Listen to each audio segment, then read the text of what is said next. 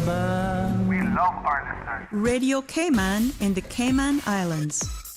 Talk Today is brought to you by Subway, open 24 hours in Countryside, Anderson Square in Georgetown, and Centennial Towers in West Bay. And by the Ministry of District Administration, Tourism and Transport. Explore your history, explore your land, explore your sister islands. MedLab in Smith Road Plaza, your complete medical laboratory solution. Call 949-7331. And Savannah Pharmacy in Countryside Shopping Village, convenient opening hours including Sundays and holidays.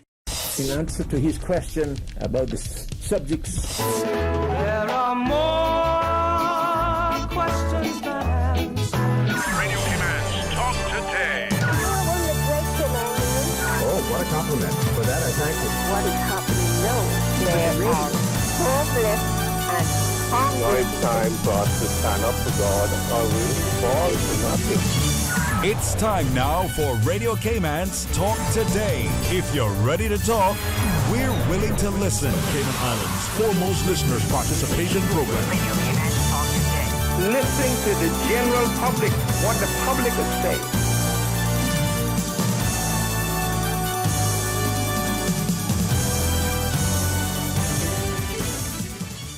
Good afternoon, Cayman Islands. You're listening to Talk Today, and I'm Kathy Miller, your host this afternoon, filling in for Sterling Dwayne Ebanks. I will be welcoming our only guest this afternoon, which will be the Honourable McKeeva Bush. He will be coming on around 12:30-ish. We hope he's on time, so around 12:30 to discuss a motion that he's bringing to Parliament. And after that, we're going to have open line, but before he comes, we will still have open line, so you can get ready with your questions, anything you want to talk about. Give us a call at 1-800-534-8255, 949-8037, 949-6990, or you can WhatsApp me at 925-3261. I'm going to throw it back to Susan for a quick break and a disclaimer. Radio Cayman's Talk Today, the Cayman Islands' foremost listeners participation program. We ask our listeners to avoid statements or comments which are abusive, derogatory, malicious, or defamatory. Do not use any indecent language or make any statement which is false or misleading. Email talktoday@candw.ky or call 1-800-534-8255. Courtesy of Live Communication. Let your voice be heard. Radio Cayman's Talk Today.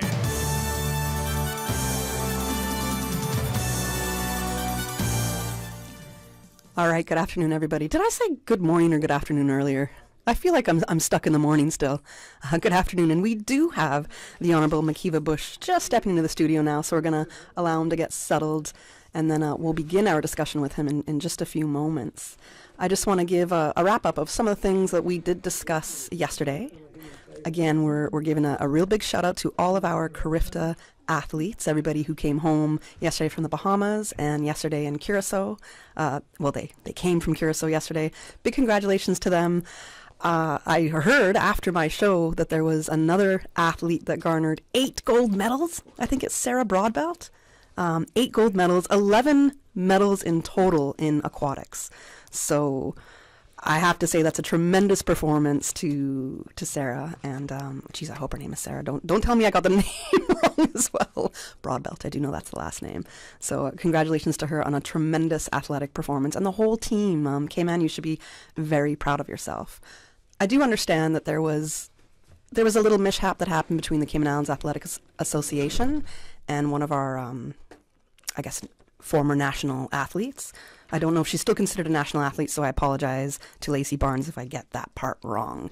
If you would like to hear the perspective from the Athletics Association and the perspective from Lacey Barnes, I encourage you to go to YouTube, search for Radio Cayman, and look for Sports Extra that aired last night, Tuesday, April 11th, with host Dion Anglin. She had an excellent interview with the Athletics Association and with Lacey Barnes, being able to give both sides of the story. So I encourage you to go there because it is a very unbiased, very professionally done interview giving both sides. So you can make up your minds from there. And I'd have to say good afternoon to the Honourable McKeeva Bush. Thank you for joining us today. How are you doing today? I haven't seen you in a minute. Okay. Thank you very much. I don't know, we're not ready yet, right? I mean, I'm ready. We're on air. Who do you think I was talking? You thought I was practicing. I thought you was practicing. No, I wasn't practicing. I'm on air. I was just allowing you to sit down and But get settled for a moment. thanks very much for accommodating me on the show. No problem. I have 3 important motions I have tabled for the upcoming meeting of Parliament. I like how you just sent me one. I'll send you one. I'll send you. Thanks. I think one of the most important ones. Okay. And in fact, I just tabled the other 2 this morning because I wasn't quite ready for them to get them tabled. But so we have a limited time, and if you want to open the phone at any point, you can. Okay, so you're welcome to accept calls at any point. At any point, yes. But we want to keep these calls directed to the topic of conversation and these motions that you are bringing. Correct? Yeah, keep the calls to the matter at hand. Correct. So any other matter is not any other time matter. to Anybody discuss. asks me about anything that I can answer, I certainly will. Okay. But I would prefer to let's talk about these motions. All right. So a reminder to our callers, 1-800-534-8255, 949-8037, 949-6990, or WhatsApp your question or comment to 925-3261. Mr. Bush, I'm going to allow you to lead the way in this because you're going to be guiding me in this conversation as it's not so familiar with And me. I will read the motions too as I get to them. Absolutely. Okay? Thank you. But let me open by again thanking you and Radio Cayman for accommodating me on the show. As I said, I have 3 motions that I have tabled for the coming meeting of Parliament that are important motions for the District of West Bay, one for the wider public, and then the next, the road motion, which is for the Eastern Districts. Let me firstly read the first motion, which is tabled and seconded by Mr. Chris Saunders, who's MP for Bordentown West. And the motion is entitled Improving the Traffic Flow Congestion in the Eastern Districts. And it reads that whereas the Cabinet of the Cayman Islands in 2005 gazetted the east-west arterial road to be built immediately, whereas there is an increasing number of Caymanians who are past frustrated with the lack of urgency shown in improving the traffic congestion, and whereas the Eastern District's residents are at a disadvantage in sleep quality and family quality because of the long commute to and from work, and whereas Eastern District residents are more prone to accidents and tiredness on the job, and these constituents are struggling to maintain a decent lifestyle, desiring just 1 more hour of sleep. Be it therefore resolved that the government considers building the east-west arterial road with immediate effect from Hurst Road to Lookout Gardens as the less environmentally sensitive area, and only continue with the EIA study from Lookout Gardens to Northside as the more sensitive area. Now, I don't want to get into any about EIA studies because I don't know what they will be and I don't have any information on it. So we know that there's been one announced, but I'm not going to get into it because I don't know anything about it. But I want to say that for years before 2005, we have discussed and we have studied and talked about the merits of the east-west arterial road. There should be, as far as I'm concerned, no need for long, drawn-out studies nor discussion on this needed highway. We need to make this happen. The people in the eastern districts have suffered for far too long, far too long, and is still suffering. And my position is work must begin now. So we are bringing this motion because we feel time is past for talk and studies. The House, our Parliament, now must take action. Take action now. Because we've talked about it. We've discussed it. We know the merits. And we know there is some negative talk about it because of the environmental areas, but I say that is being left out of what we want to begin with. We want to begin something now that will certainly help the area. What we are saying is we do, and I'll repeat that, we do recognize that some sensitive areas exist in trees, etc., right? Environmentally sensitive areas. But there are areas that work can be done, and that portion of the intended and needed road can be done now. No need to hold back on anything. Are you suggesting that doesn't affect the sensitive area? That's right. And the part of the motion road that- specifically says that. Okay. Says that, right?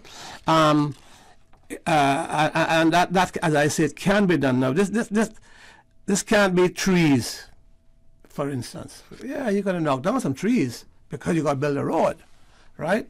But in the area we're talking about is not the sensitive area. And so trees, it can't be trees above the national good of our people. While trees are important, the environment is important, and we recognize the importance of it more and more every day. However, I repeat that there are areas that from Hirsch Road to Lookout Gardens is seen as known as the least or less environmentally sensitive area, and we can start that portion and do that work and get that done. That's going to cut tremendous amount of traffic. And then if there is need for that EIA study from Lookout Gardens to North Side, which is they're saying is the most sensitive area, then of course that will have to be looked at very carefully. And of course, whether the Department of Environment and that commission that they have will agree with the representatives or the general public, I don't know. What I know is there is an area that work that can be done, and it will be effectively used and cut back on the long, drawn-out wait, right? I mean, am I correct in saying, from what you've said so far, yes, in summarizing, you do not think the studies should be necessary in that less sensitive area? That's right. That's what I'm saying. Why do you think that? Why do you think the studies are not needed? That's what is said. That's what is said publicly. That's what is said by those people that know. Now, I am no scientist, but people in the know is saying that is the least sensitive area. Listen, that does, you don't get an omelette. sensitive. You don't get an omelette without breaking some eggs, right? Absolutely. So you're going to lose some trees, but you can't, as I said, you can't count trees when you're counting quality of life for people, entire quality of life, such as traffic. But how? That's the thing, the measure of sensitivity. So we have got the very sensitive areas, and then what they're deeming the least sensitive areas, right? Right. So even though we can call it the least sensitive areas, is it really not that sensitive of an area? I think that has to be brought into question. Just because it might not seem just as important doesn't mean it's not important at all. Well, it might be, anything is important when you come to the environment, right? How much sand you take off the beach? Can you take sand off the beach? You know, which tree you can cut down, which tree you can't cut down, where you leave the lime lizard, or where you don't leave the lime lizard, where you save the iguana and kill the cats. What is it? Right. All of these are questions that but you have to be a balance in these things. Yes. Right? And I don't feel like they're being balanced. Not when I look on, because I'm not from that area. Okay? But of course, you know, I'm an elected representative, and I have been in a position where I've had responsibility for the entire island. And in a sense, I do have responsibility, because once you get elected, while you are elected by your people and they come first and you must work for them in that particular area, you are elected to serve the people of the Cayman Islands. Absolutely. Okay. So, in saying that, though, you are the MP for West Bay West, and Chris Saunders is the MP for Boddentown West. Yeah. But you are bringing this motion. Yeah, because this motion was dealt with a long time before Chris resigned from office, and myself and the present minister, who is but then was, let's say, the MP for Bordentown East, Right. Mr. Dwayne Seymour, Yes. Honorable Dwayne Seymour. He announced that a couple of nights ago, and he told them, he went through that his public meeting, which I think was carried live, which I know was carried live because I couldn't attend. It was carried live by Radio Cayman. But I was the second there then, and he was the mover. Okay. And then I just shifted it around, and of course, the former Minister of Finance had great interest in it. Of course, he's the minister for that area. He got to go through the traffic, him and his family. Absolutely. So, I was just curious about that, why you were bringing the motion as opposed to, but I get it now. We do have to go to a quick commercial break. Susan is going to kill me if we don't. Yep. So a quick commercial break, and then we'll be right back, and I'll let you carry the conversation. Yes. The Cayman Pharmacy Group provides you with more than just prescriptions. We strive to make your health our concern. We recognize the complexities of pharmaceuticals and the need to personalize your care. That is why we offer personalized one-on-one counseling. Our pharmacists are here to assist you with questions you may have about your health and the medications you've been prescribed. With West Bay Pharmacy and CTMH Doctors Hospital Pharmacy, the Cayman Pharmacy Group has a location for you just around the corner. We care about your health. Attention all runners and walkers. It's time to lace up your shoes and join us for our annual Deputy Governor's 5K Challenge Run Walk event. Whether you are a seasoned runner or just looking for a fun way to get some exercise, this event is for you. Join us on April 16th in Cayman Brac, April 23rd in Little Cayman, and April 30th in Grand Cayman. Do something good for your body and have some fun while supporting our local community. Proceeds benefit Loud Silent Voices, the Cayman Islands Red Cross, and the United Against Bullying Foundation. The DG's 5K could not happen without support from our platinum sponsor, Appleby, and gold sponsors, Butterfield, Credit Union, DART, Davenport Development, EY, and our halfway point sponsor, Cynical. $25 for adults and $10 for kids 17 and under. Register at www.racecaribbean.net. Don't miss out on this opportunity to have fun, get fit, and support our community. See you at the start line. Wouldn't it have been grand if you had purchased land 30 years ago? It may not be 2020, but a perfect vision has never been more clear. Cayman Brac and Little Cayman, poised for growth with an eye on the future. Your land, your history, your future. Discover all that our sister islands have to offer. From boat days to beach gatherings, leave the catering to Subway. Choose from small and large sandwich platters, double meat wrap platters, and top it off with optional cookie platters for dessert. Or ask about our Subway box to go with the option of 6-inch or foot-long sandwich, 1 cookie, and 1 bag of chips. For all occasions and celebrations, let Subway focus on the food so you can focus on the fun. Visit subway.ky for catering options. Subway. Eat fresh. There you go, sir. Thanks for choosing JN Money Transfer. Boy, thanks to JN Money Transfer, I can stay right here in Cayman and pay mama bills back home in Jamaica. Her water, light, phone, and other bills never late. Every month I pay everything in one place. Make payments to over 30 companies in Jamaica through JN Money Transfer. Fast, affordable, convenient. Call 1-800-744-1163 for details.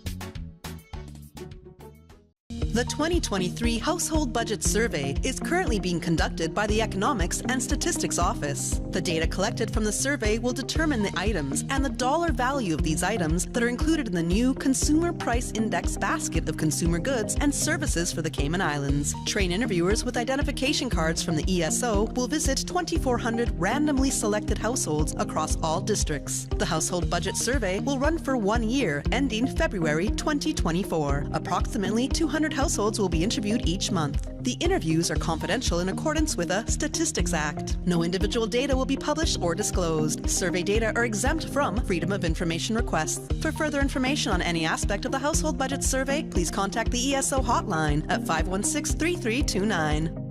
Listen to the general public. Your thoughts are just a telephone call away. 1-800-534-8255. What the public is saying. Let your voice be heard. And now, Radio Cayman's Talk Today.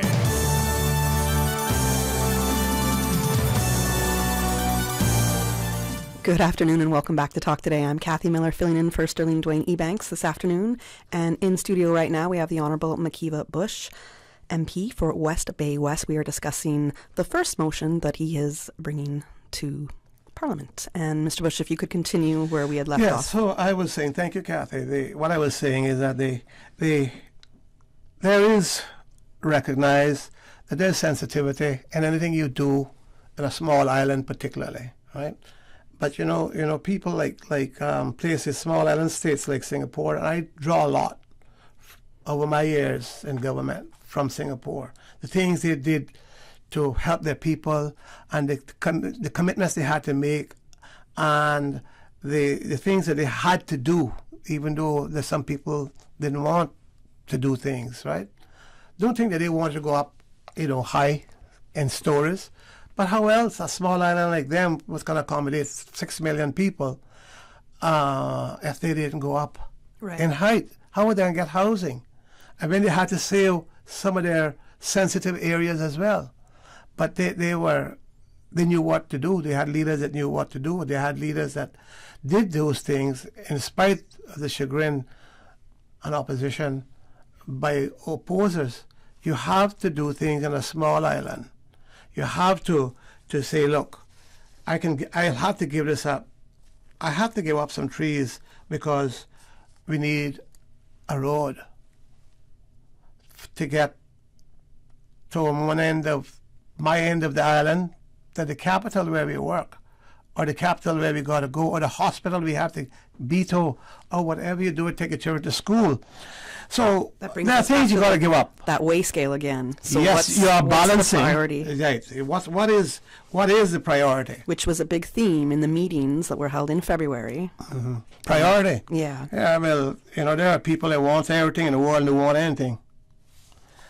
But the everyday trauma of getting up, of people getting up 4:30 in the morning with children to get them to school, and then trying to get to work on time, and fighting to get out of your driveway, out of your gate, and into bumper-to-bumper traffic. This can't be termed as good living. It can't be termed as good living. It can't be termed as good standard of living. So I don't think there's any more time for talk. I think the House should demand, and the House can do that, if we get the votes, of course, and that is what the motion is all about. The House should be demand. Now, we can do this. We know that there are less sensitive areas that we can deal with. Let's get on with it. Let's do that. Let's ensure that these people have a better quality of living. Let's help the traffic situation, because that's all around now too, But forging ahead without these studies, without the environmental impact assessment, the 2016 directive for EIAs, or on anything that has to do that will impact the environment, is a requirement in the National Conservation Act. So you have to have an EIA as per the 2016 directive. So are you suggesting that we ignore that directive when it comes to the studies? Because that's what I'm saying. I'm saying the House is going to have to take action as 19 elected leaders. As 19 elected leaders, we have to say, look, we know what some people want, and it's what some people wanted, why that is in there. That particular, what you just read, right? Yeah. It's what some people wanted. That's why that is there. I mean, it makes sense as to why it's there. We're impacting the environment. The more knowledge we have from every single angle, the better information we have to go forward. There are some that we know that you're going to have to ignore, because there's no getting around where the road's going to be unless you're going to go up in the air. Right. I understand. There's no ignoring. So we're going to sit down forever and let people suffer the way that I know they're suffering. As I said, I don't represent any of the areas except on a national basis, but I do get complaints as a person who is known. I get complaints from all over East End, from foreign nationals. Right, you see some in tourism reports. You see that of our visitors. We got a caller, Mr. Bush. Yes. Well, let's take our caller. Let's take our caller right now. Good afternoon, caller. Thank you for calling Talk Today. We only have a couple minutes before we hit the break, and I just ask that you please keep your questions to the matter at hand. Good afternoon. Thank you for calling Talk Today. Hi, good afternoon, Kathy. Good afternoon, MP Bush. This is Johan Moxham. How are you doing? Excellent. Thank you. Okay, Johan. Sir, just want to say I can appreciate some of the concerns and frustrations that you feel. However, I've lived in Savannah, for 10 plus years, and there's obviously a significant issue with regards to the traffic coming from the eastern districts. However, I think it's fair to say, it's clear that I don't think you are an environmentalist or have too much concern for the environment, if I'm allowed to say that. But what I would ask is there anything else that we could be doing in conjunction with perhaps building the east-west arterial? Because the traffic bottlenecks or will continue to bottleneck at the exact same juncture. But more importantly, unless there's a restriction on the number of cars on the roads in Cayman, you're just building more roads for more cars, which then leads to the same thing altogether. So perhaps a more comprehensive approach as opposed to just one thing, because this road will not be the panacea. It will help if there are other items that are lent to the toolkit of trying to resolve the issue of congestion and quality of life issues. And I agree with you 100%.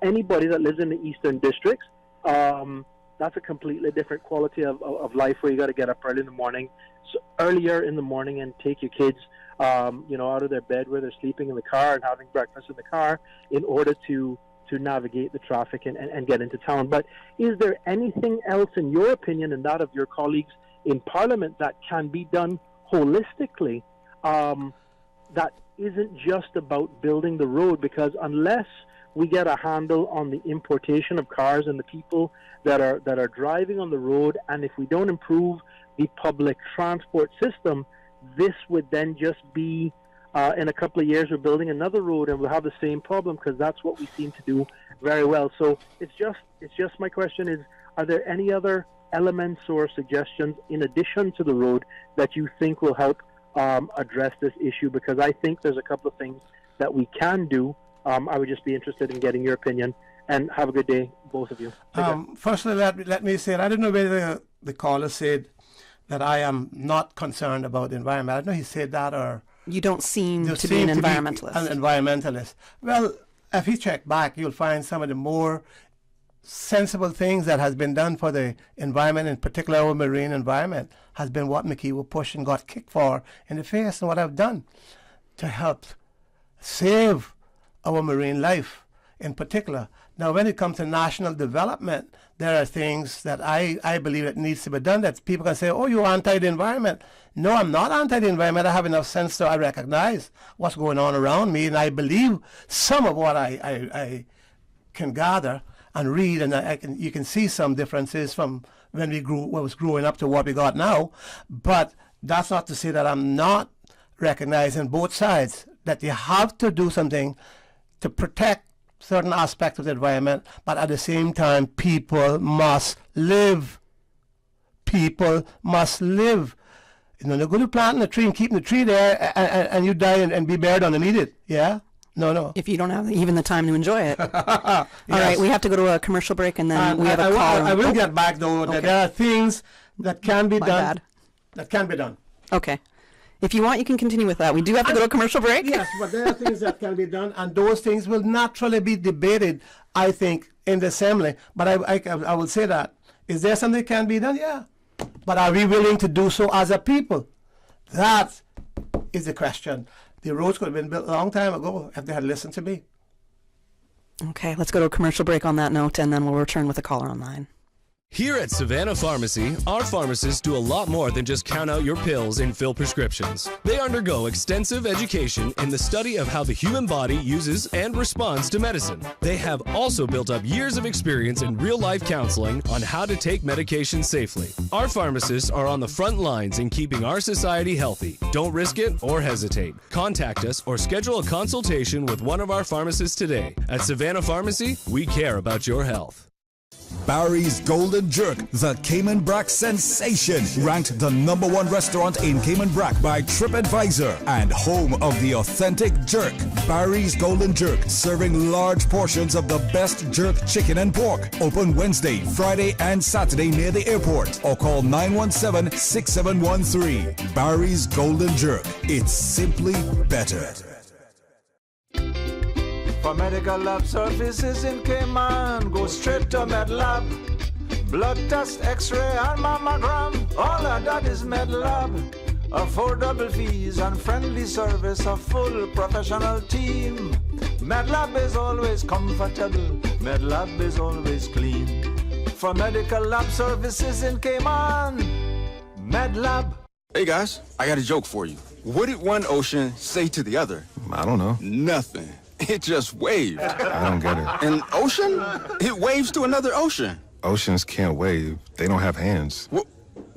How would they even see each other? They don't have eyes either. Seriously, how are you not getting this? Oceans aren't even alive. Nothing you said makes sense. With most claims paid within a few days, we're like a friend that doesn't miss the joke. CG Britke. Good like that. Many of us know someone or have experienced sexual harassment and can attest to the devastating effects. Doesn't matter age, gender, or sexual orientation, it can happen to anyone. Having laws that help prevent sexual harassment helps ensure that all employees and customers feel safe and are treated with dignity and respect. Everyone should understand their rights and feel empowered to utilize the protection afforded to them. This is why your feedback matters. To join the conversation, visit www.gov.ky/sexual harassment. All responses are anonymous and are used to improve and clarify concepts, procedures, or provisions of the bill. The public consultation period ends on April 15th, 2023. Listen to the general public. Your thoughts are just a telephone call away. 1-800-534-8255. What the public is saying. Let your voice be heard. And now, Radio Cayman's Talk Today.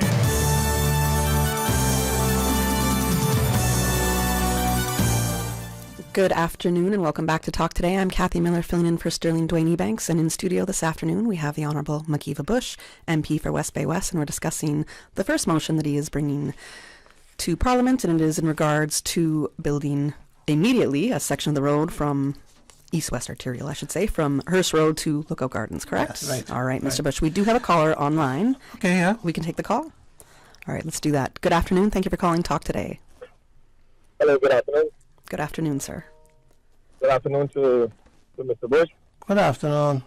I just want to, I mean, obviously I heard the last call, and I just want to make two comments right quick just so that we have better clarity on what it is happening. Because with that east-west arterial road, in fact, what Mr. Bush said earlier in regards to extending the road from Hearst Road, Newlands, all the way to Lookout Garden, if anyone was paying close enough attention to it, that road was already gazetted and passed, and all the studies were done when Arden had built the bypass to where it is now.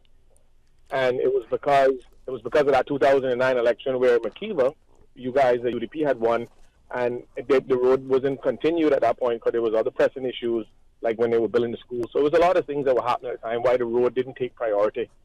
But the reason why it is important to do that portion of the road now is because, and it's not that it has less of importance of the environment or the least amount of importance.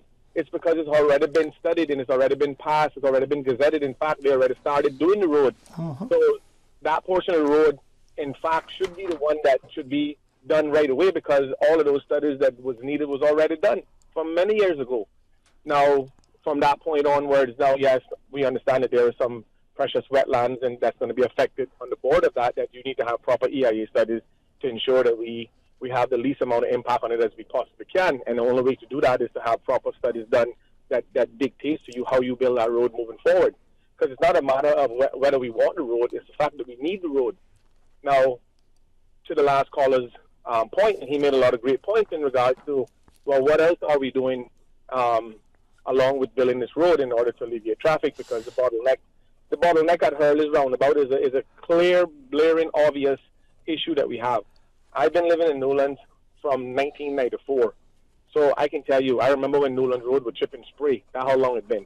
So I can assure you that we do need infrastructure in terms of roads, and we do need to figure out how to get around that Hurley's roundabout without bottlenecking. But I know for a fact that there's a lot of different things that they're doing in regards to alleviating the traffic. But one of the things that I don't see anybody championing is the scheduling of traffic. And when I say scheduling of traffic, we got all the schools and work and offices taken in at the same hour. Hence the reason why everybody's on the road at the same hour. So we can do things immediately to impact traffic in a positive way. Just look at this week and last week when the Easter holidays were in and schools were let out. Schools are still out now, and traffic is a breeze this morning. And that's just one thing. That's just no students on the road in the mornings, no parents on the road, no buses on the road. So we may want to look strongly at scheduling schools and various schools of starting and ending at certain times, because those models are currently in existence in the U.S. and all over the world, where some schools taken at 11 and let out at 6, some taken at 8, let out at 2. That way, not all students and all parents and all buses are on the road at the same time. That's just one thing they can do immediately. So this is a good topic, and we need that road no matter what, because the Eastern Districts and the Savannah, Newlands, Bodtown area is the fastest growing community on the island. So the more people move into these districts, the more people that are going to be on the road. And I don't see how we're going to get around building new roads and new infrastructure. We just need to be smart on how we schedule people. And we need to take some of the industrial services and works and warehouses and bring them into the Eastern District, like in the Bodtown area around those quarries, and build a new industrial park. So I'll leave you there. I think I said enough. Thank you. You did, but you made great points. Thanks for some excellent points. In fact, both this caller and the other caller made some good points, and let me just get back to that. Is there something else that can be done? I think he answered that one. I don't need to get into that because I'll stick to my parliamentary procedure and say what's about else I don't need to say. But the fact is that he's right. The gazetting, when you talked about the 2016 directive, but the fact is that the road was gazetted.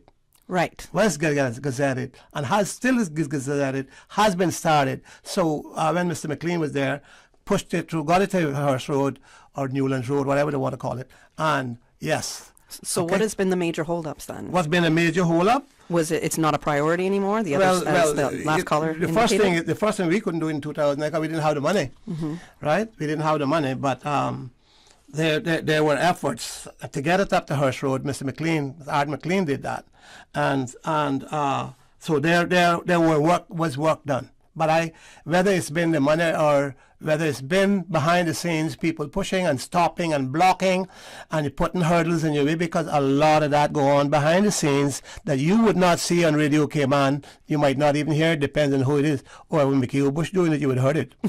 But yes, so all those things, right? But there are things, they are right, that things that can be done, and they just, the bottlenecks. When I talk about these, we have to look at this holistically, right? Yeah, the bottlenecks are there. By Hurley's supermarket up in that area, right? The traffic, right? The amount of vehicles that we are bringing in. You don't bring in 500 vehicles in 1 month and think that we can just build a road and get over it. No, you can get back to a bottleneck again somewhere about. Right, and then you're bringing in these smaller cars, and I know that the Asian exports, I call them, it's a big help to poorer people, right? But at the same time, we have to look at what we can deal with, what we can manage, what we can handle, and right now, it's not happening. So we have to look at that, and I said that long time ago. I said, I go back in the records and you will find that I said, how are you going to deal with this traffic thing? How are you going to deal with these amount of vehicles coming in? And the bigger vehicles are coming in. And I put on fees onto them, and they screamed at me and said, you can't do that. Right? But I did it. I think they've since removed some of it. Then it is managing where we are at. All this is managing. How do you manage it? Yeah, you manage it by cutting back on the imports. You manage it by how you deal with the traffic. Right now, yes, I know the government, and I don't attend caucus. I hear certain things. And I believe, when talking to the minister, they're looking at how you can utilize the buses you have now. But you know, I suggested that too. And I said, government would even pay you. You, Caymanian, that has a bus. We would do, if you work with us and create a schedule that you're going to work on, that we see the country needs, something that is nationally done. They are so independent. They want to go when they want to go and come when they want to come. Yep. So don't think you can go and just say, Mr. Man that owns, Mr. Brown that owns bus 2 and bus 3 and bus 4, that you can do this. It don't work that way. Yeah. Why should he take direction from you? It's his yeah, business. and this is my business. And how, even though I said I even suggested one time, you get London-sized taxes. Okay. All right, the usual London taxes. So we could get them and work with them and see how it'll be new. But let's see if we could do so. One day they cost me. They went and voted against me. Okay. So get that. But managing the traffic, managing the amount of vehicles coming in, managing school hours, managing work hours. How do you do these things? You got to bring the public along with you. And I'm saying let's get a good debate in the assembly, because some of this will come out, and you can say, well, if cabinet and caucus is working, and I know they're working far too long, as far as I'm concerned. If you're going to get them to do so, then they can go off and do what they got to do, then bring it to the assembly. How long will this take? Who's blocking it there? Who is blocking it there? That's a great question. We're going to end on that note as we go into the 1 p.m. news break, and then we'll be back with the Honourable McKeeva Bush as we continue our discussion on the East-West Arterial. You are listening to Radio Cayman, the voice of the Cayman Islands. Today's biggest news. Radio Cayman. Your voice, your choice. Local, regional, international. This is Headlines from Radio Cayman's newsroom. Today's biggest news. The headline news is brought to you by Health Services Authority. At the recent Association of Certified Fraud Examiners educational conference held in Cayman last month, the Attorney General said Cayman is seeing a new and evolving type of fraud, particularly foreign fraud, inducing investments in cryptocurrency opportunities, with scammers embracing the use of social media platforms. Ukrainian President Volodymyr Zelensky has called on world leaders to respond after a video emerged apparently showing a Ukrainian soldier being beheaded by a Russian serviceman. He said in a video address, quote, "Everyone must react. Every leader, do not wait for this to be forgotten." Ukraine's SBU security service said it was investigating the, quote, war crime. The Kremlin said the video was, quote, awful, but its authenticity had to be checked, as well as who was behind it. And National Public Radio has announced that it will stop using Twitter in a row over how its account is being described. The U.S. not-for-profit news organization clashed with the social media platform over its decision to describe the outlet as, quote, government-funded media. NPR says it undermines its credibility as U.S. government funding accounts for less than 1% of its budget.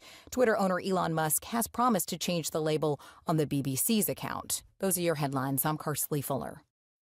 For the latest in news and information, follow Radio Cayman on social media, Facebook, Instagram, Twitter. Download the Radio Cayman app or log on to our website, radiocayman.gov.ky. The headline news are brought to you by Health Services Authority. When you have a sports or fitness-related injury, trust the expertise of the HSA Sports and Exercise Medicine Clinic to get you back in the game. Our internationally trained and certified physicians specialize in sports traumatology, sports medicine, pain management, and orthopedic surgery. For treatment of common injuries such as tendonitis, arthritis, tennis elbow, rotator cuff, or knee tears, schedule a consultation with the Sports and Exercise Medicine Clinic at Smith Road Medical Center by calling 949-8600 or visit hsa.ky for more information. Radio Cayman is pleased to feature this special Sister Islands historical vignette brought to you by the Ministry of District Administration and Lands. Explore your history, explore your land, explore your Sister Islands. Born September 25th, 1947 at Watering Place, Cayman Brac, Royce Adolphus Dilbert was the firstborn son of Helen and Grace Dilbert, née Tibbets. Like many of the men of his time, he spent many years at sea. During his breaks from sea life, Mr. Dilbert employed his diverse skill sets. He worked at Alfred Scott's block factory as a mechanic with Eston Scott, and his uncle Bergman Dilbert performed dynamite blasting in Cayman Brac with the late Reverend Lee King. as well as worked at MRCU in Grand Cayman. He was also an entrepreneur selling fruits, cars, and tires, and painted and repaired vehicles. His mechanical skills proved immeasurable when in 1979, working in the Campeche Bank oil field, Mexico, his ship was chartered by Hatton to supply material to cap the exploratory well which blew out in Mexico's Bay of Campeche. In 1981, he retired from sea and took employment with the Cayman Brac Power and Light Company as chief engineer, where he remained until his retirement in December of 2018.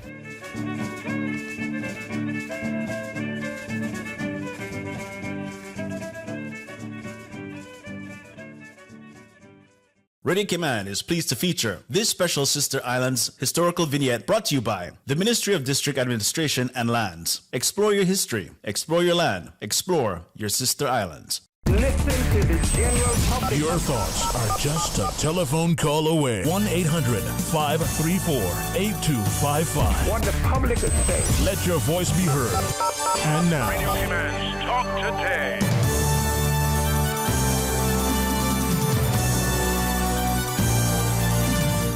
Good afternoon and welcome back to Talk Today. I'm Kathy Miller, filling in for Sterling Dwayne Ebanks. In studio this afternoon, we have the Honourable McKeeva Bush, MP for West Bay West, and Mr. Bush is here to discuss one of three motions that he's bringing to Parliament, and the first one being the section of Hearst Road to Lookout Gardens on the east-west arterial, for that to be commenced immediately. So there is better management to have of what we do have and what we can cope with, right? In building a road, and I repeat that, you have to deal with the bottlenecks, because that's going to happen, all right? And it is now. Yeah, and the whole theme is, if it isn't dealt with, nothing that we do with these road proposals will change. That's right. What's happening at the bottlenecks. Wow. So yes, so you have the bottlenecks. You have to manage, again, the traffic. That's to repeat, the amount of vehicles imported. We have to look at it. There are people, that makes no sense to me. Not having roads is one thing, right? That's one part of it. But then you're importing more and more vehicles. Now, how many cars can you drive at one time? Well, I just want to know how many cars. Can you drive more than one car at a time? Listen, if you go around and that look makes at no it, sense. That argument doesn't make sense. You go down and look at it, right? You'll see rental places, right? And I don't want to get into who doing what, but look at it. You will see, that there is 5 people living in this one apartment. There's 5 cars. There's 5 cars. Right. You got homes. Caymanians has ever been an independent people. And so, as soon as my son can get a car, he's going to get one. As soon as my daughter can get their car, because they want to get up. Yes. They want to get up 6 o'clock or 6:30 or 7 o'clock and get ready and go to work. I don't need to wait on mom. I don't need to wait on dad. I don't need to wait on sister. I don't need to wait on brother. And that is their right to do so, to buy a vehicle. Yeah. And this was all counted as a better quality of life. The banks made you believe that, because they sure well lent the money. And fast enough. You got a car loan quicker than you got a loan to buy a piece of land. So Caymanians being that independent is one of the problems, because we never got used to living without a car. When I started work, of course, I had no vehicle. I had to go out and, as we say, bum a ride. Yeah, And I saw plenty of people that could give me a ride that passed us by too. I said, I gotta get a car one of these days. Yeah, first car I got, $900. Use one. Anyway, all these things, right, you have to take into consideration. You have to take into consideration. And no, that my move in the motion is not rejecting what those considerations are. I am taking it, so let's get a debate on it in the Parliament. Yes. And let's get something sanctioned. We're going to do this. Whether they take the motion and they rip it up and change it over, I don't care. Once it gets somewhere, that's going to alleviate some of the present situation. And during the present situation, we know that if you do what I'm asking, you're not going to damage it, because that's where the road's got to go. You're not going to stop anything. You're going to take down some trees, yes, but you're not going into where the sensitive areas are, if I should repeat myself. So the managing is what and guts, political will, right? Because you got people that is hell-bound not to see this thing go through. They are hell-bound not to see that road go through because of one or two sensitive areas. The other problem that exists, because I've had landowners talk to me, is that they don't want landowners to come off and go on to that road when it's done.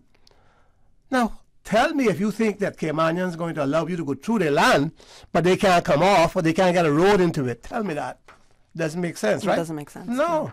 And in today's world where human rights looks like takes precedence or take importance over everything else, I see a lot of problems coming up because you're just not going to go through somebody's land even if you pay them. They want to be able to get into their land.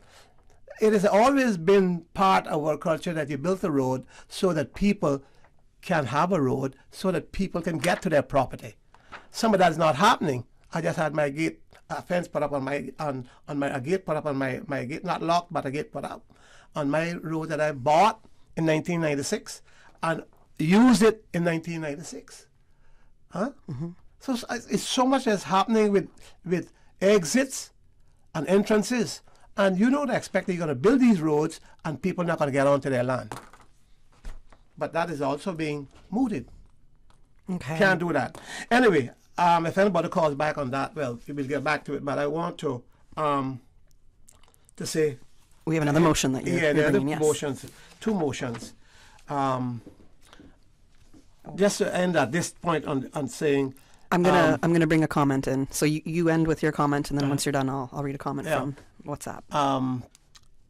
It is important the government, as I said, have this debate and get some sense of where we are, that the House knows where we are. Because we're just moving in the blind. We listen to what perhaps is on this radio show, what was said in a few meetings. But the members of the House, 19 of us are elected to do the right thing for the people. And people don't believe that we are doing the right thing. And I'm saying at least we're getting started. You're going to do something, you're going to alleviate some of the headaches, some of the congestion, some of the problems. In doing this, what I'm asking, and of course working at the same time to do the other things that can be done. How much of what do you think perhaps some of the incidences that have happened within core government in the shakeups that have happened in the past year? I mean, I don't want to talk about that, sir. I'm not even done my question. I see where you're going, but go ahead. Okay. How much do you think, because of that, there's allegedly some uncertainty out there, that could affect even proceeding to go forward with this motion because of the very... balance? Yeah. Or imbalance. The imbalance that it is right now. Yeah. I think that, and I'm hoping that they will all put aside any difference that they may have. And listen, who's been, and I know that I know it won't come from the member for Bordentown West, because he's keen. I mean, he lives there, you know. Yeah. And I thought he was a good minister. I thought he was a good finance minister. And maybe that was his biggest job in managing that. I don't see a problem coming with that, or else he would not have seconded. Where it comes from somewhere else, I can't go to say, I know what happened to me. Okay. Okay. I feel you. Yeah. Let me read the comment that came in. Thank you, Mr. Bush, for pushing for the East-West Road. To deny the people of the Eastern Districts the quality of life they deserve is in fact a denial of their human rights. It is about time that the Bill of Rights is used to benefit Caymanians because it seems to have been used more for others' rights. Maybe it should have been called the Bill of Expat Rights. Oh I feel I don't even have those rights, sir. Anyways, to go on with this comment, maybe this about human rights. Make this about human rights and keep up the good fight. That was one comment that came in.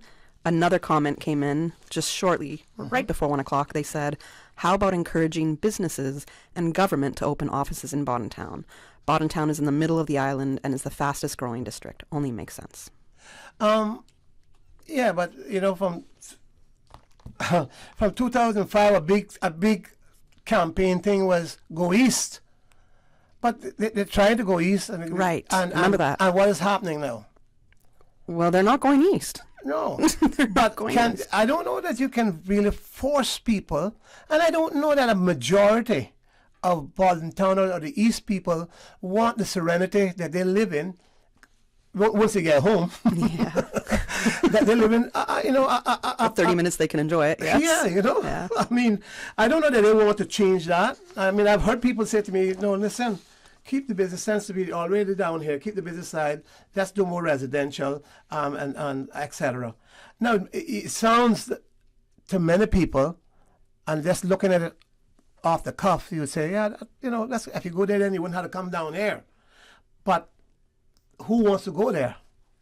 I mean, I told you in the commercial break, for example. So in these reports that the NRA has on their website, on caymanroads.com, on the last terms of reference, the final draft that they have, it was indicated about, what were we just talking about? Because that thought completely left my head. This is terrible. You're thinking so many things one time. I am, because I got a comment to read.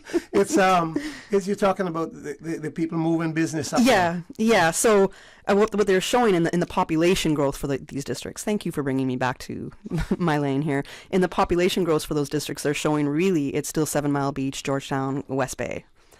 So that's with the population that is coming in, that they're still not really going east. And so I pose the question, well, why would you? Why would I want to move in the eastern districts knowing about this traffic and knowing that in 2026 they're estimating it to be still the same because there's going to be more population? Why would I want to go east when there's not even enough housing inventory for me there? Period. It makes no sense. So there's nothing, in my opinion, that is attractive for somebody to move there once you know you're going to spend 2.5 to 3 hours up in traffic every single day. And there's not even places for you to live. It just doesn't make sense to me. Well, as I said, people kind of want to go there because you can't force people to go there. You can say, we have this piece of property and this is made for commercial uses. But if the people who invest, whether it's Caymanian or foreign national, if they don't want to, what do? You can have your land. Right. And if they want to come into a piece of Georgetown or a piece somewhere else in West Bay or somewhere else, but they don't want to go east, you can say, well, you're not getting that plan there. Well, the courts are there. Yeah. As human rights is a huge, big, I don't want to say tool because I think it's being abused at times, but it's a big,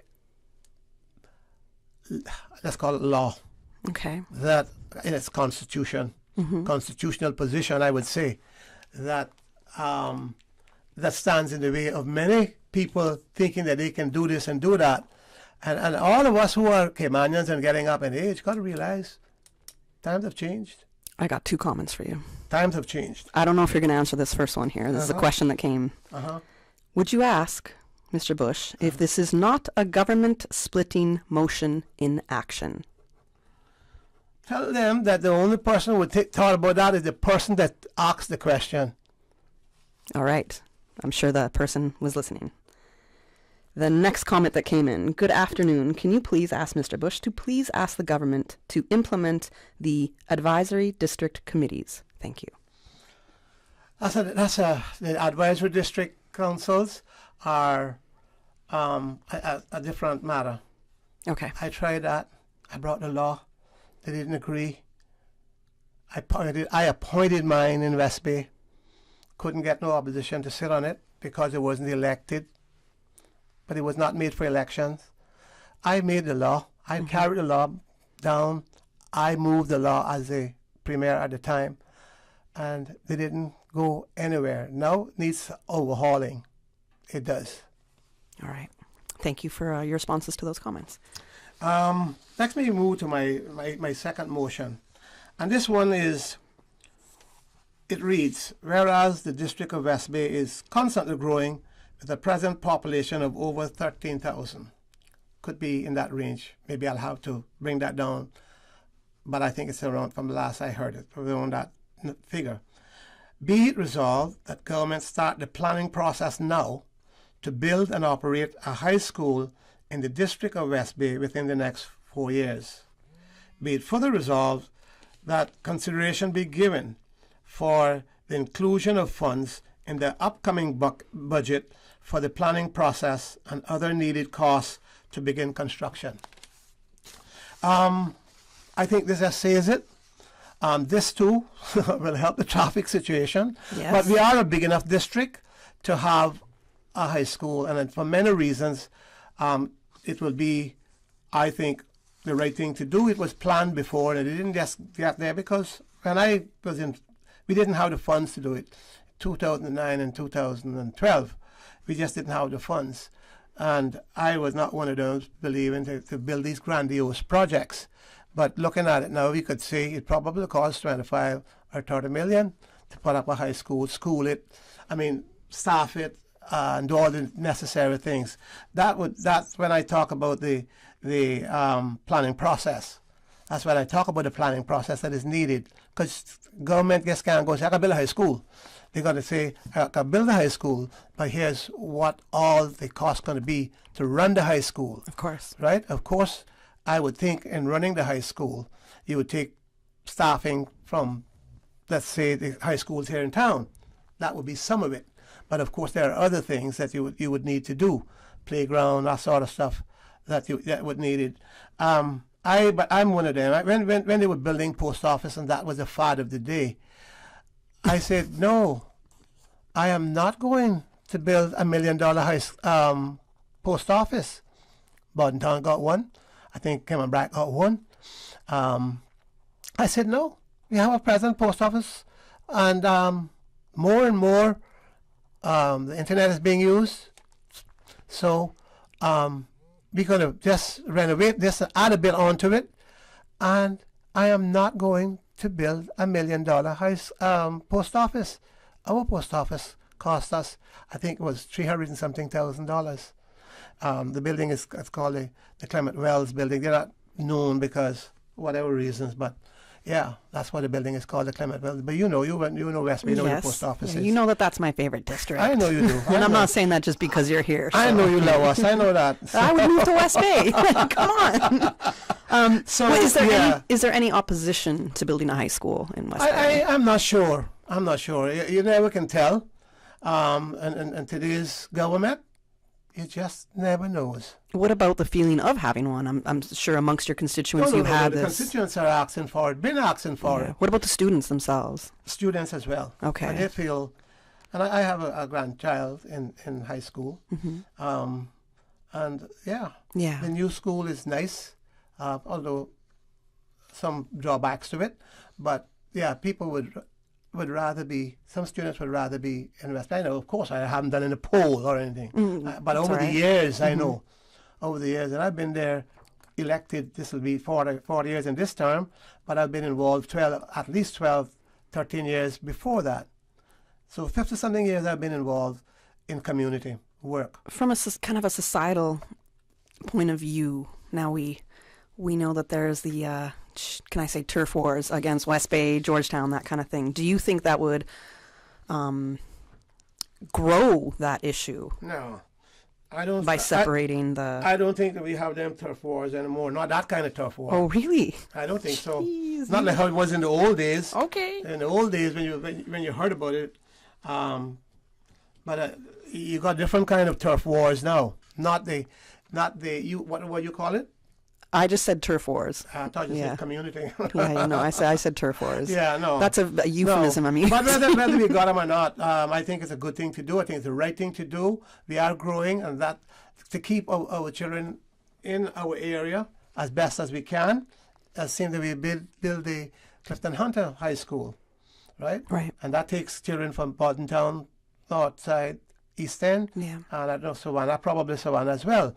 So I think it's the right thing to do. Imagine, you know. It's a great thing to do, I think. Yes. Yeah, absolutely. Imagine how much more traffic it would be.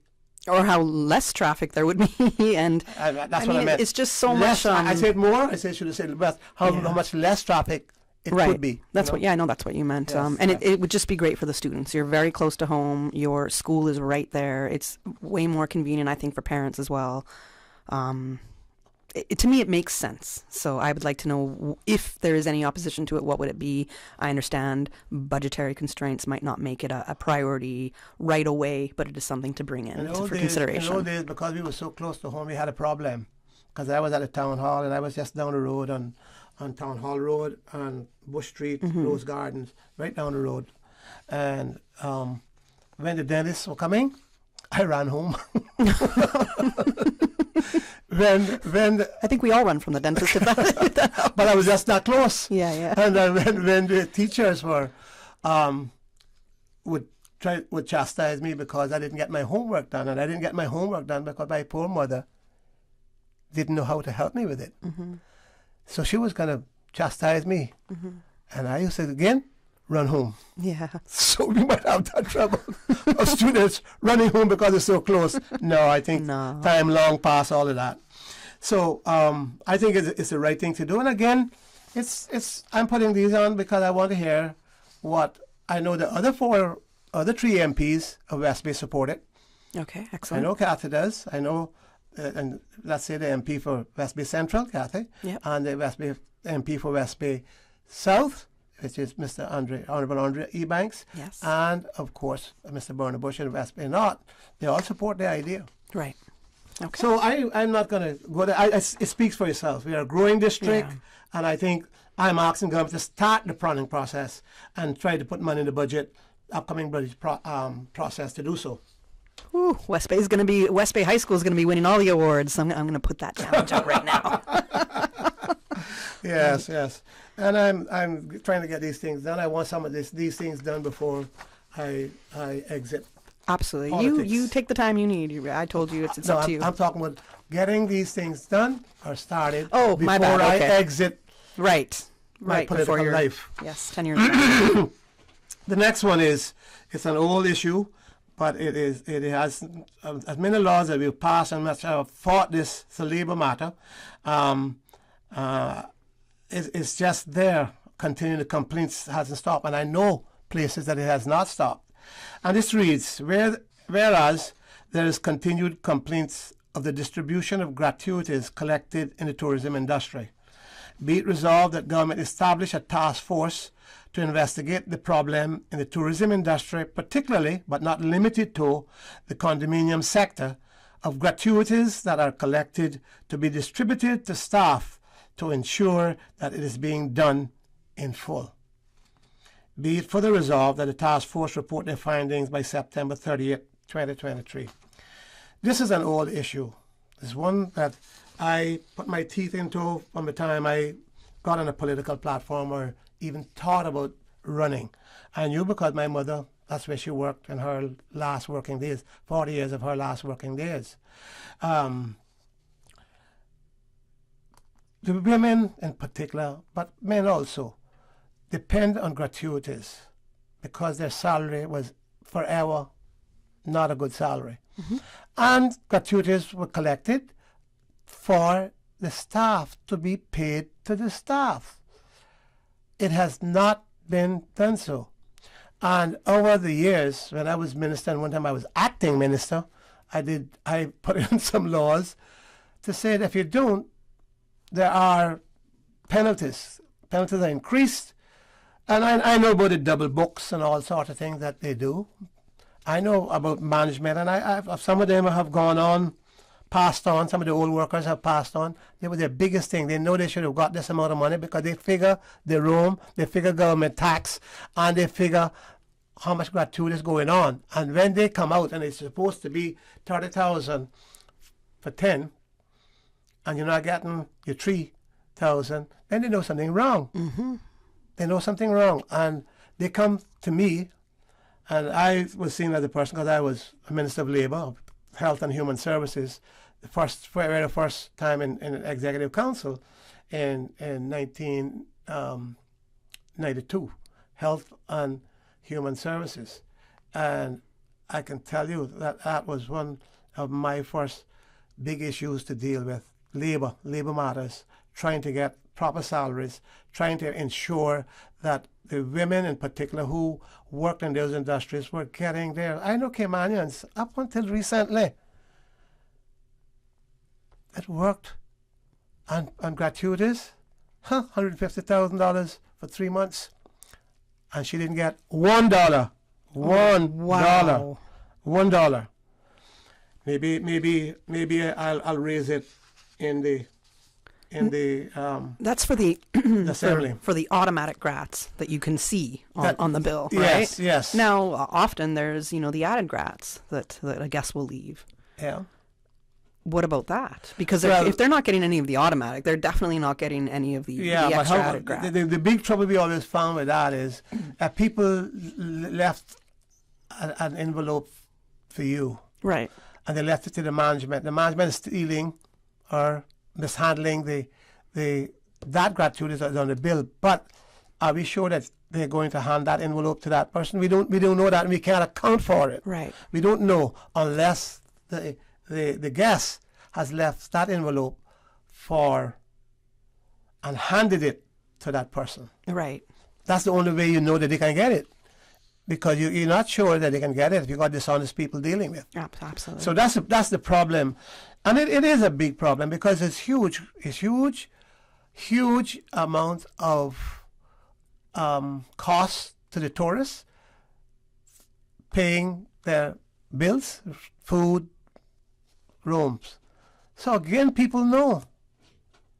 If it's $300 a night and you stay there a week, they know. Right. They know what the government percentage is. They know what they know what percentage they should be getting. Right. So it is. I mean, people have been complaining. What do they do in that process then? If you were employed and you realize you're not getting your gratuities, do they go to the labor board? Some people don't want to say anything. They'll complain to me. But they say, I can't afford to lose my job, so I'm not going out and complain, to the whole world. But we trust you as our representative to keep this between us. But here's what's happening. And that's the way it's always been, though, not just now. As I said, I got elected in 84, and before that, I knew what was happening because people was complaining to me, and therefore I decided I'm going to run after, looking at several issues. Social issues was my big thing. Social development was my big thing. Therefore, there was no pensions, there was no labor law, there was none of those things. Nothing. When you left work after 40 years, you went holding your hand behind you, hoping that they would put something in it. But you had no right to pension, there was none. You don't talk about medical benefits. Cable Wireless was the best one, and our government was doing a little bit. But, I always give Cable Wireless credit back then for the things that they did for their staff. Definitely. But the bankers were given one scholarship. You know what I had to do? I had to say, listen, if you don't do some upward mobility, I'm Minister of Labour, if you don't do some upward mobility, you don't give Caymanians jobs, you don't treat these foreign nationals right, you don't get no more permits. I was told, I never forget, Mr. Walker was my good friend. He said, but McKeeva, how are you going to do that? I said, I'm going to go down to the board and tell them, as the minister, no more permits for these people because they're not treating the foreign nationals right and they're not treating the locals right. I was Minister of Labour.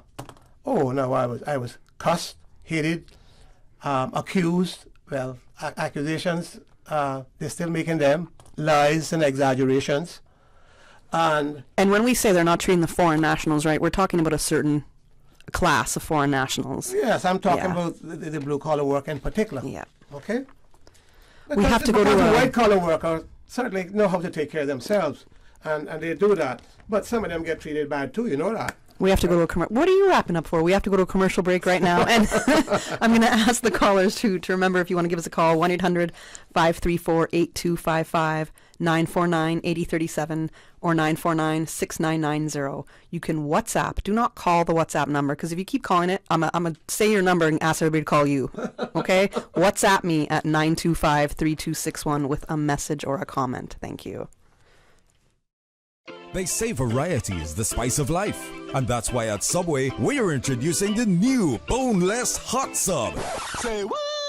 The premium sub brings new ingredients like spicy breaded boneless chicken, French's crispy fried onions, and buffalo wing sauce, bringing a zesty and flavorful experience with every bite. Add some of your favorite veggies, cheese, and ranch sauce of your choice of freshly baked bread for the ultimate boneless hot sub. For a little spice in your life, try the new boneless hot sub from Subway. So good and tasty. And make it a meal with a drink and chips or cookies. Subway. Eat fresh. For medical lab services in Cayman, go straight to MedLab. For a full range of medical services, pleasant, clean and comfortable environment, no long lines and affordable fees, visit MedLab at the Smith Road Plaza. Open Monday to Friday, 8:30 a.m. to 5 p.m. and half day on Saturdays. Call 949-7331 to make your appointments. For medical lab services in Cayman, MedLab. Look at you, listening to the radio, tuning in, getting stuff done. Total doer. Maybe you're driving, maybe you're getting your oil changed, or grabbing some chicken. Maybe you're doing something that's nobody's business but yours. Hey, that's cool. We're all doing something. Now you can join a whole new community of doers doing more on findyellow.com. With custom search, local experts, and trusted reviews, whatever you're doing, get it done on findyellow.com. At Doctors Hospital, we know life happens, and usually when you least expect it. So when unexpected medical issues arise, you need quality care close to home. Located in the heart of Georgetown, our accomplished team of physicians and medical staff treat minor urgent conditions such as migraines, chest and abdominal pain, shortness of breath, burns, broken bones, open wounds, and more. 24 hours, 7 days a week with no appointment necessary. Peace of mind is important when life happens. At Doctors Hospital, we're always here just for you. Need to speak to someone? Call 949-6066. Explore your history. Explore your land.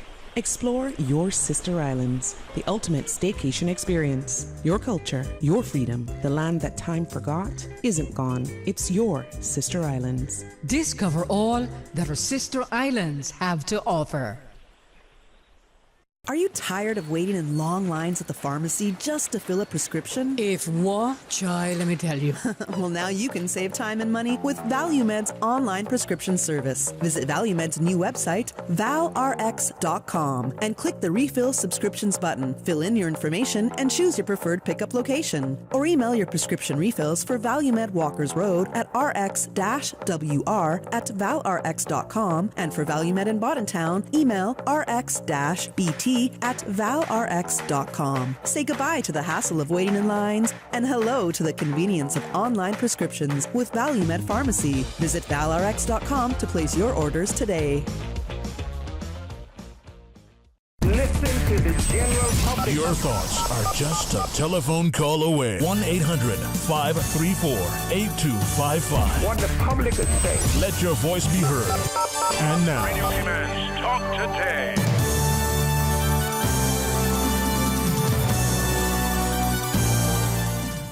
Good afternoon. Thank you for listening to Talk Today. I'm Kathy Miller. I'm filling in for Sterling Dwayne Ebanks. And to wrap up his segment on the show right now, we have the Honourable McKeeva Bush. He has brought forward 3 motions that he'll be bringing to the House, and he described what those motions are. The very first one being improving the traffic flow congestion in the eastern districts, particularly from Hearst Road to Lookout Gardens, to start on that immediately. The second motion being towards starting the planning process for a high school in West Bay. And then the third motion, could you repeat for us what the third motion is? The third motion deals with gratuities that are collected in the tourism sector. Okay. In particular, to all the tourism sector, but particularly the condominium sector. Fact is, our people, the ladies that work there in particular, are not getting their gratuities. And you know, salaries are not the best. Not at all. Not the best. But also, Mr. Bush, the hotel rates have almost doubled. That's right. They've almost doubled. There's more money coming in, but, and I know that there's more cost. I know there's more cost to the property owner, right? That's fine. However, the gratuities should be on top of that cost. Right, that's what gratuities are, and Exactly. the people are paying them. Right. And you have people who depend on these. In the old days, there were the West Bay women. You walk along there in the morning, West Bay Road, or you drive there, and you see 3, 4, 5, 6 of them walking, right, catching a ride to go to work. You pick them up 3 o'clock. I know I used to do so. They come out on the side of the road, rain, sunshine, no snow, but rain or sunshine. They were out there going to work and coming from work. And those people were the builders of our tourism industry. And today, while some of our people now can drive their vehicles, they are still the builders of our tourism sector and cannot be overlooked, and their gratuities, simply put, stolen from them. Thank you for describing the third motion again. Yes. For And all our again, listeners. I think you did well in explaining the first motion, and in the second, all two of them. You said it. I don't need to repeat it. I think these are all 3 very important motions, and I said it is done so that we get debate and we get some action. And for those people who like to block from behind the scenes, realize that they can't just block anymore, no matter how much pressure they put on me or maybe other people. They just can't continue this blocking and these creating these hurdles, and we're getting nowhere. 2026, 3 years down the road before you can build anything. I'm sorry. We can't say the road is not a priority.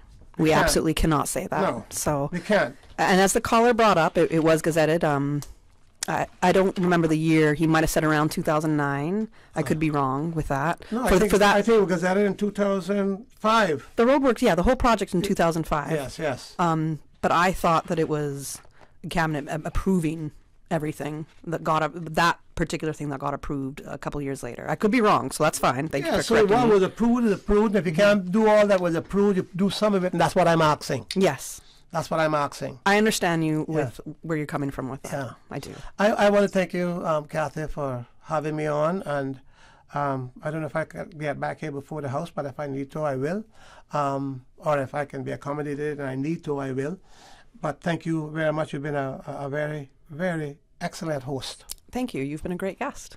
We've had different conversations before, so I appreciate this one, and thanks for breaking it down for me as well. As I told you, I'm a little bit green to it, and I have no problem admitting that, but I'm not the only one out there. No. So if I can understand the process a little better, everybody else can as well. Yeah, so. but you've done well in understanding, and you're living here, and you've been here for some while, and you're living in a good district.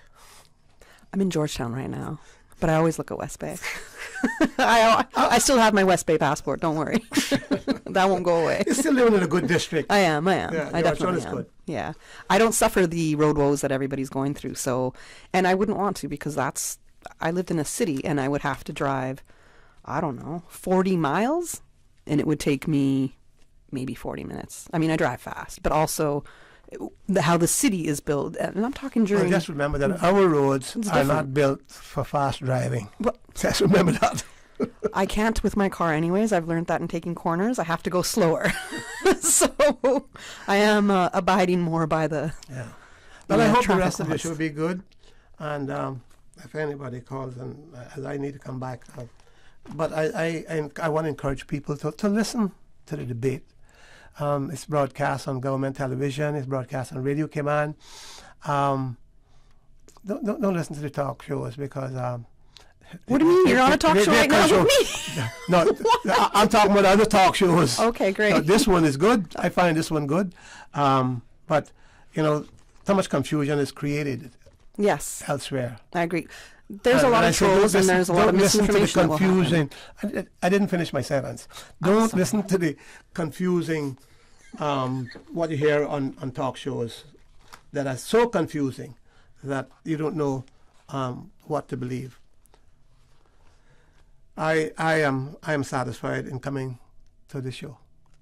Excellent. Thank you for being here with us today. It was good to have you, and for explaining what the motions are. And if you need to come back on before you do bring this to the House, then I'm sure we can accommodate you. Yes. Just reach out to us. If I need to. Yes. Thank you again, Mr. Bush, for joining us this afternoon.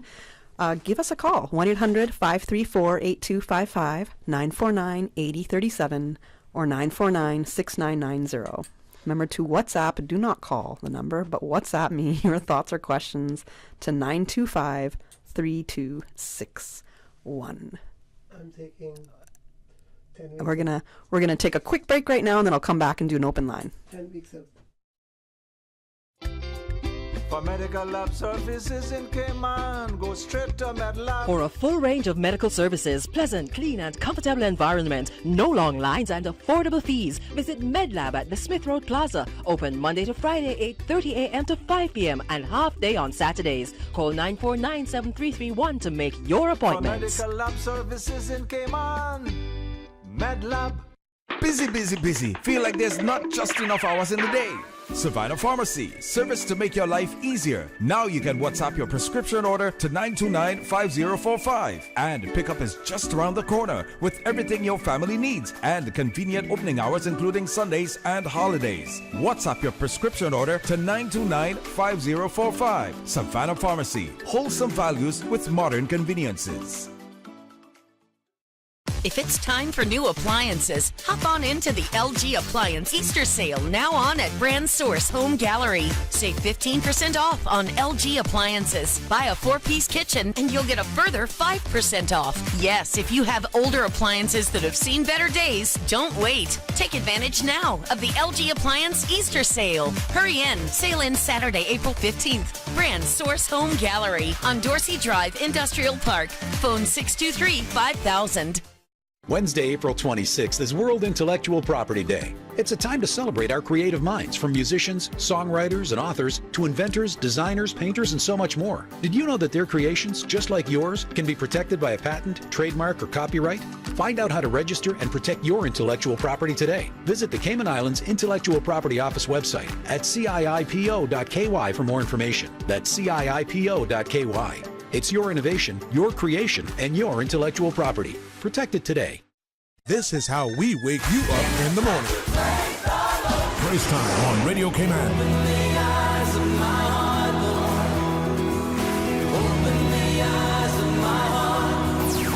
gonna walk them golden stairs, 'cause I know my Jesus answers all my prayers. Praise time. Weekday mornings from 6 until 6:30. Praise time.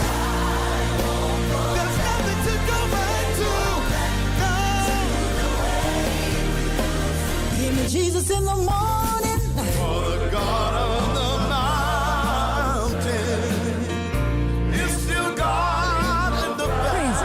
Shout with joy to God, all the earth sing glory to His name. Praise time. Praise time. Jesus in the morning. Yeah. Weekday mornings from 6 until 6:30. Listen to the general public. Your thoughts are just a telephone call away. 1-800-534-8255. What the public is saying. Let your voice be heard. And now, Radio Cayman's Talk Today.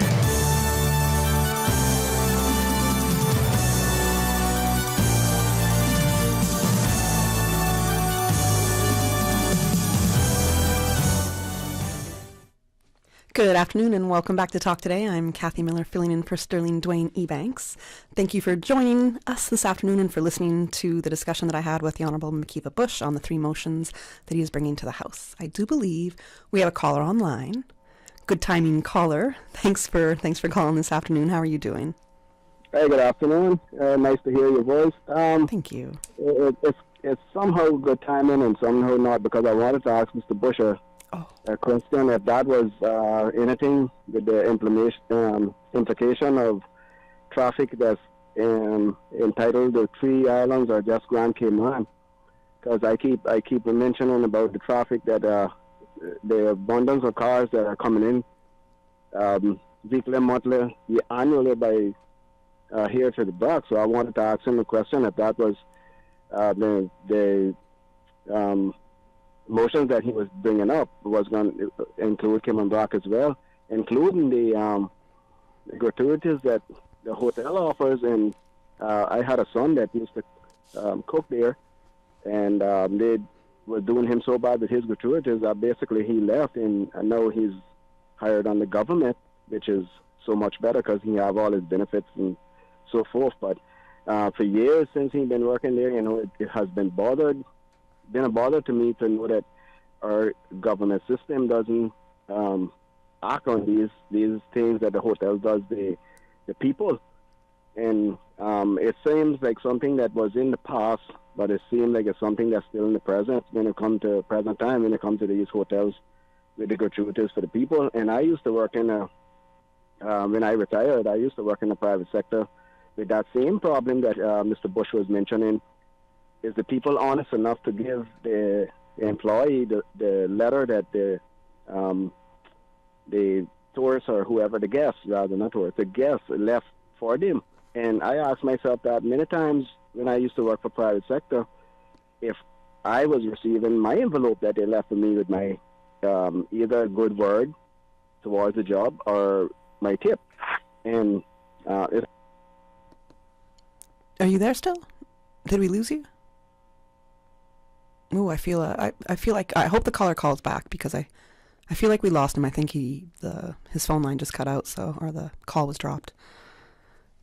Okay, so hopefully he'll call back. We'll see.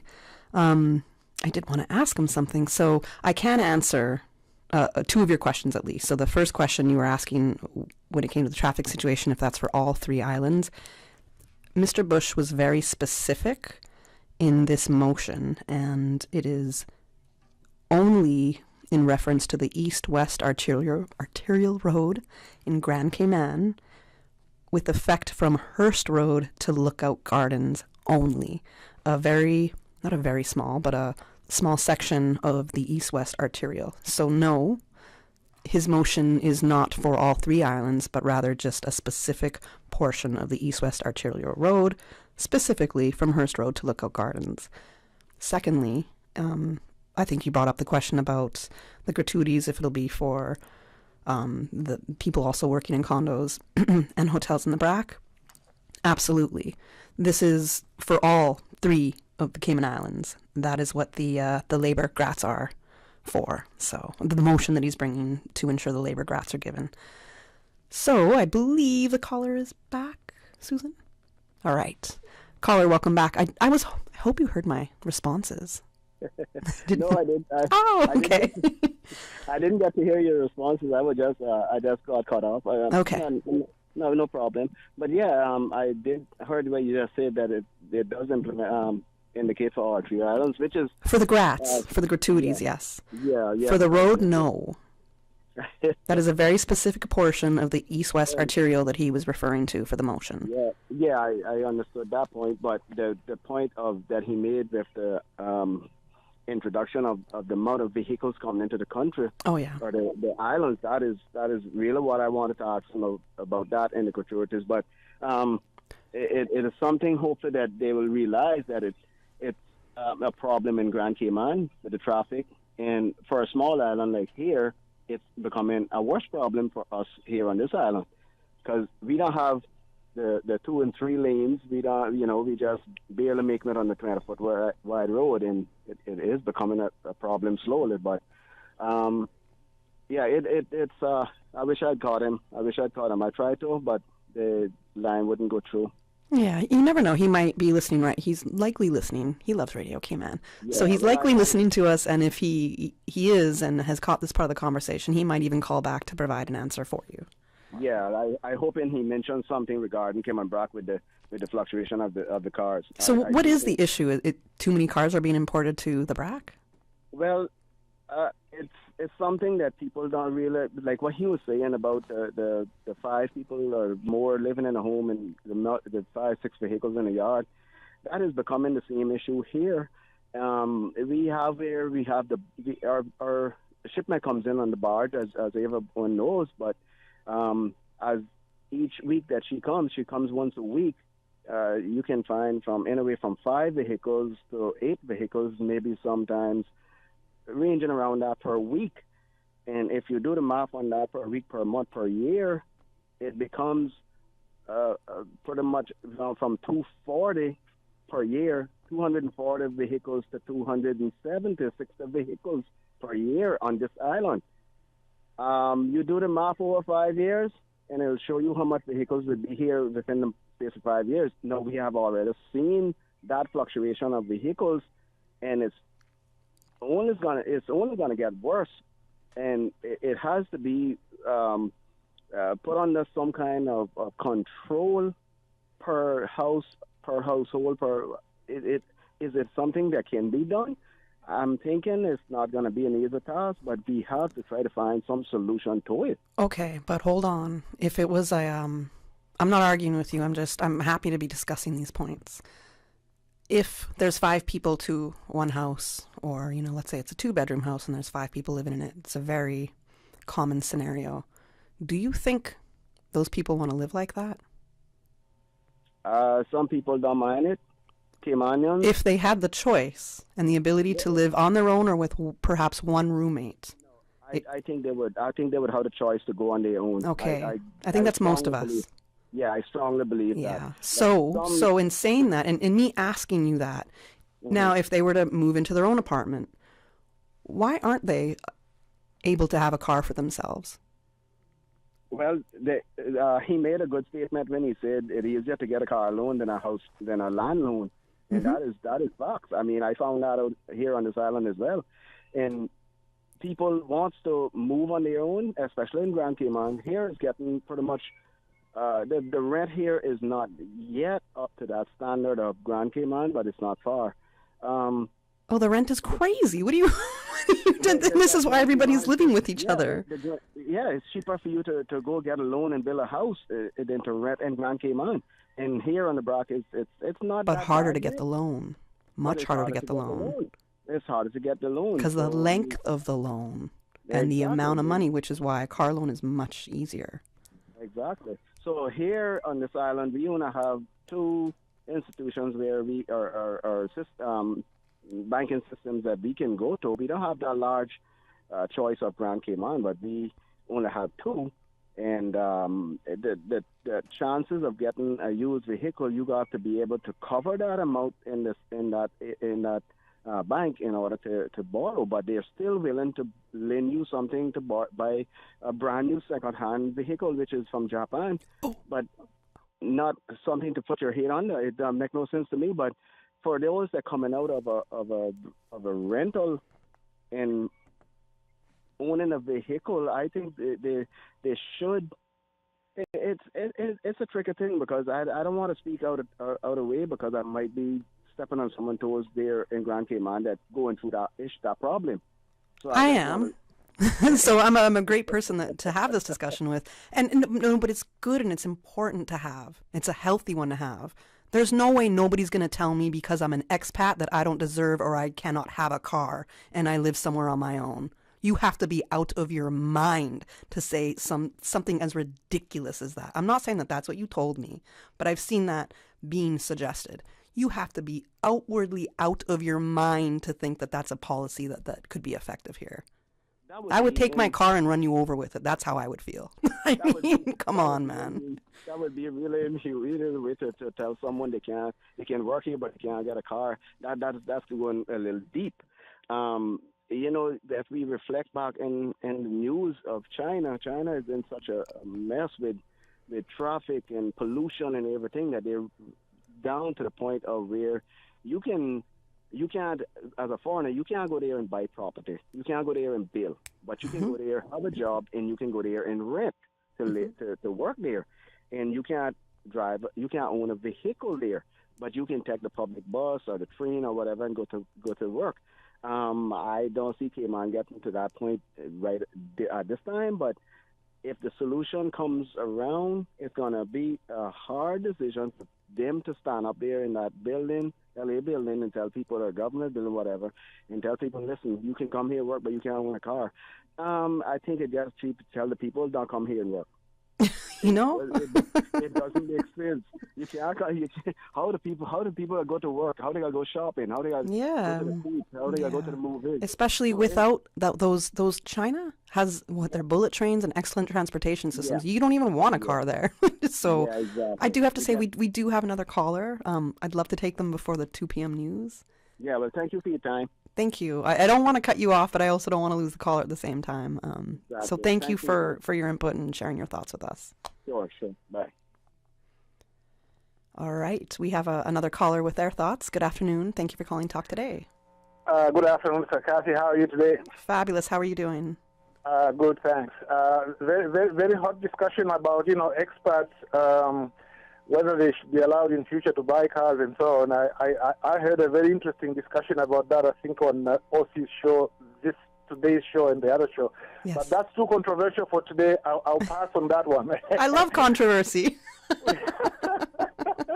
But the only thing that I will give you just to mull over is that there are people in Cayman who have cited Section 16 of the Constitution, which says that you may distinguish between foreigners and local people. I'm not quite sure that you are still a foreigner, Cathy, but there are some people who say that that provision, it allows for distinctions to be made in terms of rights and freedoms regarding certain things in relation to employment and the rest of it. I don't know if driving a car is in relation to employment, but I believe that there is some constitutional provision, Section 16, which they are citing to say that it may possibly be allowable technically, legally. Whether it is a good idea, whether it will...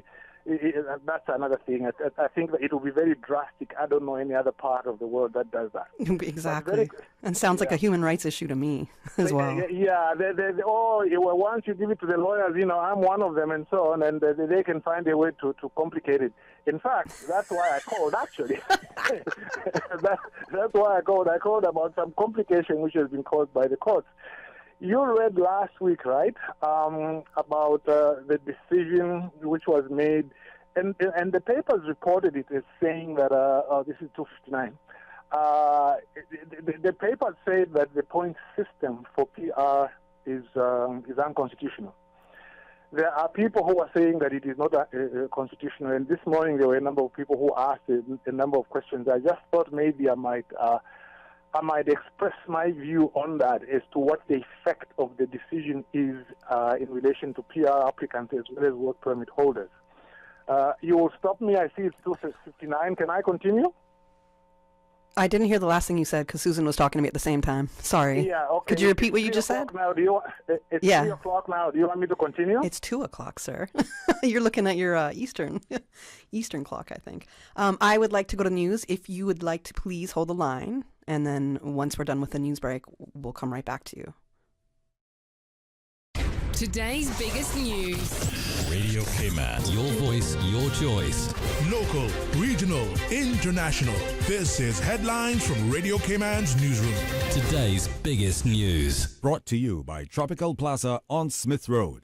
Ro Variety, centrally located in Tropical Plaza on Smith Road, carrying a wide range of household items, bathroom accessories, towels, clocks, handbags, clothes, shoes, jewelry, and more, and more, and more. You can buy from the big box retailers or support local. The better deals come from shopping local. Ro Variety Store, Tropical Plaza, Smith Road. Telephone 924-9553. A second round of community meetings aimed at engaging and informing Cayman residents on the upcoming National Health Survey, STEPS 2023, takes place tomorrow at the Northside Civic Center from 6:30 p.m. to 7:30 p.m. The Ministry of Health and Wellness says STEPS is a standardized tool used to determine the prevalence of and risk factors for non-communicable diseases here in the Cayman Islands. In international news now, the U.S. government believes the UN Secretary General is too willing to accommodate Russian interests, according to fresh revelations in classified documents leaked online. The files suggest Washington has been closely monitoring Antonio Guterres. Several documents describe private communications involving Mr. Guterres and his deputy. It is the latest from a leak of secret documents, which U.S. officials are scrambling to get to the bottom of. The Duke of Sussex will be present at the King's coronation, but Meghan, the Duchess of Sussex, will not be attending, Buckingham Palace has said. There had been speculation about whether the couple would travel to the coronation, but it has now emerged that Prince Harry will attend alone. The prince will join more than 2,000 guests at Westminster Abbey on May 6th. And the National Public Radio NPR has announced that it will stop using Twitter in a row over how its accounts is described. The U.S. not-for-profit news organization clashed with the social media platform over its decision to describe the outlet as government-funded media. NPR says it undermines its credibility as U.S. government funding accounts for less than 1% of its budget. Twitter owner Elon Musk agreed to change the label on the BBC's account. Those are your latest headlines. I'm Shana Gallego. Today's biggest news. Radio Cayman, your voice, your choice. Local, regional, international. This is Headlines from Radio Cayman's newsroom. Today's biggest news. Brought to you by Tropical Plaza on Smith Road. Ro Variety, centrally located in Tropical Plaza on Smith Road, carrying a wide range of household items, bathroom accessories, towels, clocks, handbags, clothes, shoes, jewelry, and more, and more, and more. You can buy from the big box retailers or support local. The better deals come from shopping local. Ro Variety Store, Tropical Plaza, Smith Road. Telephone 924-9553. Things come up. That's life. But it doesn't mean I can't show up. From a runny nose, stubbed toes, to earache woes, headaches, backaches, and tummy aches. When things come up, Best Health Pharmacy over-the-counter solutions get you back in the game. Best Health Pharmacy, located at Crown Square Plaza on Eastern Avenue, across from Edie's Decor. Best Health Pharmacy, your health, your convenience is their priority. Best Health Pharmacy also offers free prescription delivery anywhere in Georgetown and West Bay. Call 949-1301 or WhatsApp your prescription to 924-5358. Listen to the general public. Your thoughts are just a telephone call away. 1-800-534-8255. What the public is saying. Let your voice be heard. And now, Radio Cayman's Talk Today.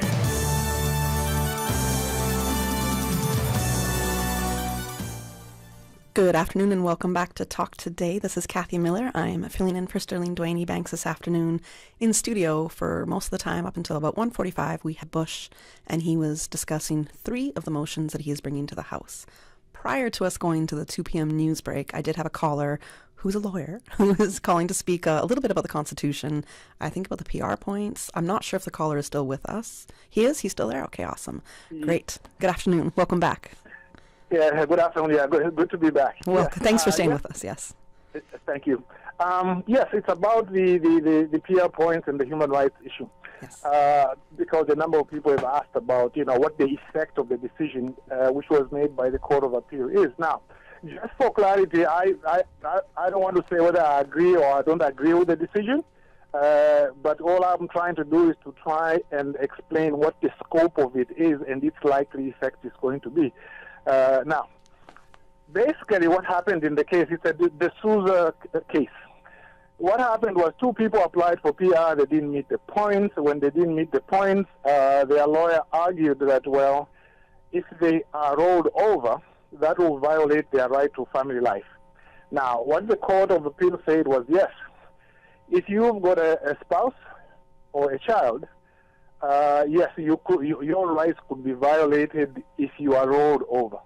But what the Court of Appeal said that in that particular case, the 2 people didn't meet that threshold because they didn't have any family that they were going to be separated from or children they'll be separated from. They just said that they had good friends who they are going to lose, and one of them said that they were part owner in 2 businesses. And what the Court of Appeal said, look, all of you have got a right to a family life, but you 2 in particular have not given enough facts to engage that right. So that's what was decided.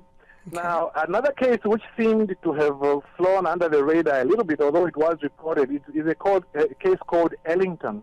This was decided in 2020, again by the Court of Appeal. That is even more interesting. This was a guy, basically, he was on a work permit, he committed an offense, went to jail for 2 years, and was released. And then he applied for an employment rights certificate, and they said, well, if you are sentenced to more than 1 year, he went to jail for 2 years, you are automatically a prohibited immigrant. But he said, well, but I'm married to a Caymanian and I've got a child. This will deprive me of my right to a family life. And he went to the Court of Appeal eventually, and he succeeded. They said, no. If somebody has got a family like that and there is proof that actually they've got a relationship with them, the board should reconsider that and consider, allowing them to stay. So basically what the Court of Appeal has said in those 2 cases is, 1, if somebody can show that they have their right to a family life is going to be affected negatively by rollover, even if they are on a work permit, you cannot deny them a work permit or send them off island. Also, if you apply for PR and you do not make the right number of points, the board should allow you to stay if you can show that your right to a family life is going to be affected. And that is very, very, very far-reaching now. The other important thing about this is that in the European Court of Human Rights, they have said that the right to a family life extends not just to a spouse and kids, but it also, in some circumstances, extends to your siblings, to your grandparents, and to your grandchildren. And there have been people who have been able, for example, to stay in the UK because they said, well, if you take this person away, they will leave their grandparent who is very close to them and so on. So that those are the things that are likely to apply in the Cayman Islands. So that the two newspapers, the Campus and the Cayman News Service, they were very right in saying that the point system has been found to be unconstitutional in the sense that it is incomplete. What is there now is fine. Everything that's there is fine. But they need to add a proviso to say that if they are going to deprive you of the right to a family life, then you can stay. And to me, that will be very, very drastic. It will greatly increase the number of people who can stay. Because now once people know that, of course, they're going to come there and say, oh, I've got a sibling, I've got this and that, and I'm very close to them and provide evidence. But from a legislative side, I used to write legislation for Cayman government, so I know this. From the legislative side, what they would need to do now is to amend the law so that when people are applying for PR, they should state in advance whether there could be an issue of the right to a family life, to avoid them having to come back, so that it's all done all at once. I just thought that should be explained because I think there are some people who think that the Court of Appeal has not found the system to be unconstitutional. No, it has been found to be unconstitutional because it doesn't allow for that proviso. Okay. Is that alarming? I think you explained that very well. Is it alarming? I think it's very interesting, and especially with those two examples that you gave, because a part of me almost disassociates and goes into, how are we going to identify what a family is, you know? Because we're now identifying things as all sorts of things, basically. Yeah, in fact, you know, this is a major change from the way it used to be. There was a lady, I don't want to mention the name, this is somebody known in the Cayman Islands. They brought a gentleman here from the UK. This was a lady who was, this is from 1998. She was a lady who was well known in Cayman, and she grew up in Cayman, although she wasn't in Cayman, and she went to the UK, found a husband, they came back here. The husband was convicted of an offense, and then they deported him. Justice Smelly allowed him to stay, to say, no, it's unreasonable, the decision is unreasonable. But when he went to the Court of Appeal, the Court of Appeal agreed with the government. They said, no. You are an expatriate, you have committed an offense, they are entitled to deport you. So you can see the difference that the Human Rights Constitution has done. You couldn't claim what you're claiming now. Previously, they used to allow people to be deported, just because you are an immigrant.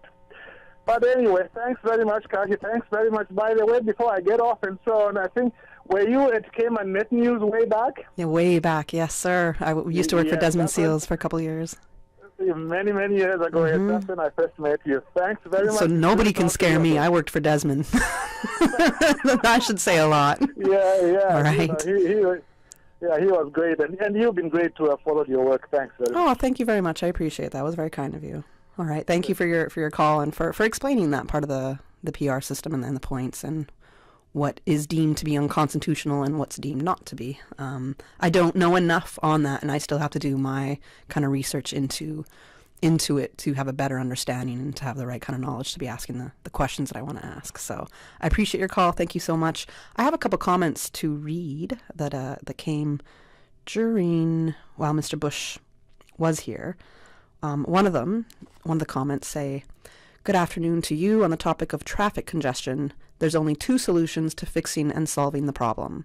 People drive cars, so therefore stop importing people by stopping the grants of so many work permits. Population control, I think, is a possible thing. to go on to what the comment said. Secondly, build overhead causeways. Those are the quick fixes.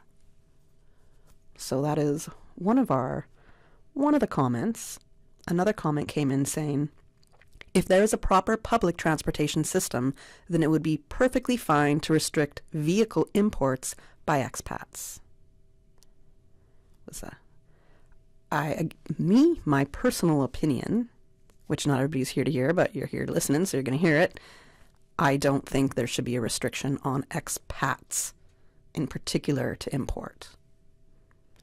There was another comment. It came a little earlier, actually, at about 1:30 when Mr. Bush was still here, but I didn't see the comment in time. So the person wanted to say, hey, it is always a pleasure to listen to Honorable McKeeva Bush, and I'd like to say a good way to improve traffic in the Cayman Islands. I think a better enforcement with driver's license physical tests to be a little more strict and longer duration throughout the island to provide the basic knowledge on the whereabouts of the Cayman Islands, especially Grand Cayman. In particular, new foreign residents shouldn't have easy access to a driver's license. We are not begging more cars on the road because more invite more reckless driving. And then with the last caller that we just had, the same person who messaged said, I agree with the caller. I want to comment on that comment that was sent about better tests and driving. They said one more thing. In particular, new foreign residents shouldn't have easy access to a driver's license. Why? Do you know how many people here can't drive that I see on the road every day? They cannot drive. The road is for driving, not for lollygagging, not for stopping in the middle of the road to drop off who you want to drop off and pick up who you want, because we don't do that in Canada, I'll tell you that. We'll hit your car and we'll run you over. That is very much a Caribbean thing, okay?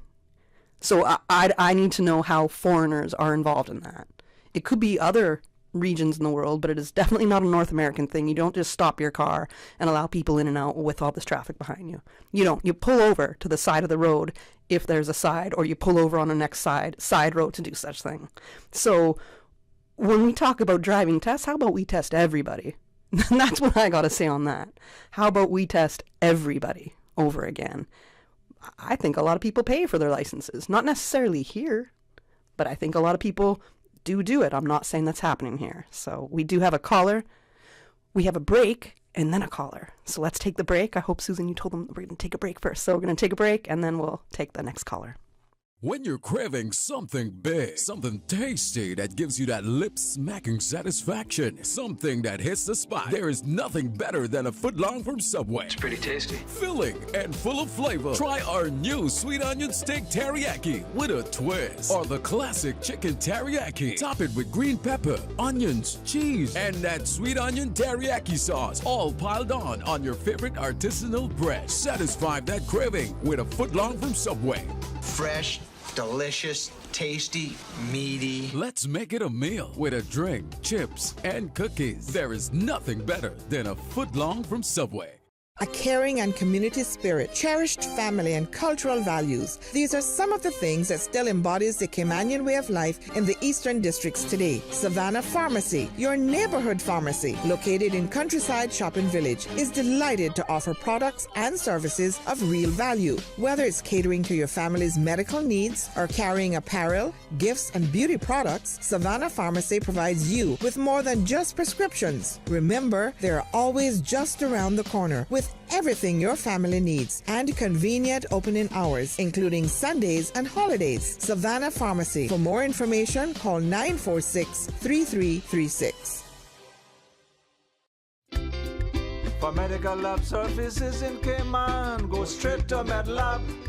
Blood test, x-ray, and mammogram, all of that is MedLab. Affordable fees and friendly service, a full professional team. MedLab is always comfortable, MedLab is always clean. For medical lab services in Cayman, MedLab. The best foundation you can wear is glowing, healthy skin. The offices of dermatologist Dr. Wayne Porter specialize in enhancing your skin's well-being. Whether you're seeking advanced skin care, including any skin cancers, Botox, filler, cosmetic skin enhancements, or simply looking to reduce wrinkles, Dr. Porter offers a full-service dermatology and dermatological surgery practice. For more information, email drporterkman@gmail.com or call 946-9020. That is 946-9020.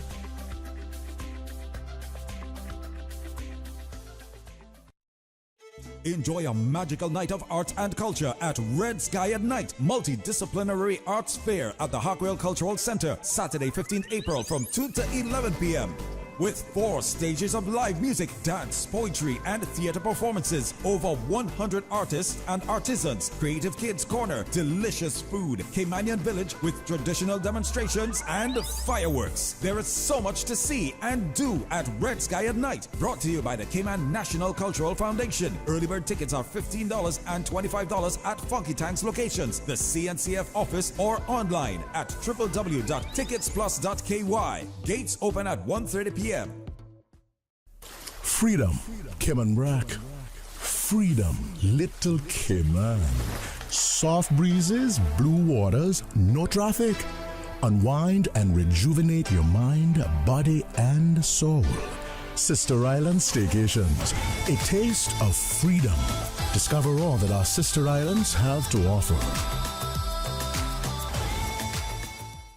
Listen to the general public. Your thoughts are just a telephone call away. 1-800-534-8255. What the public is saying. Let your voice be heard. And now, Radio Cayman's Talk Today.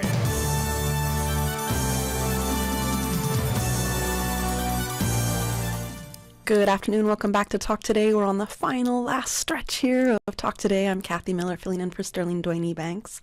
I believe we have a caller on the phone. Thank you for waiting during the commercial break to speak with us. Good afternoon, caller. Yeah, good afternoon, Miss Kathy. How are you doing? I'm all right.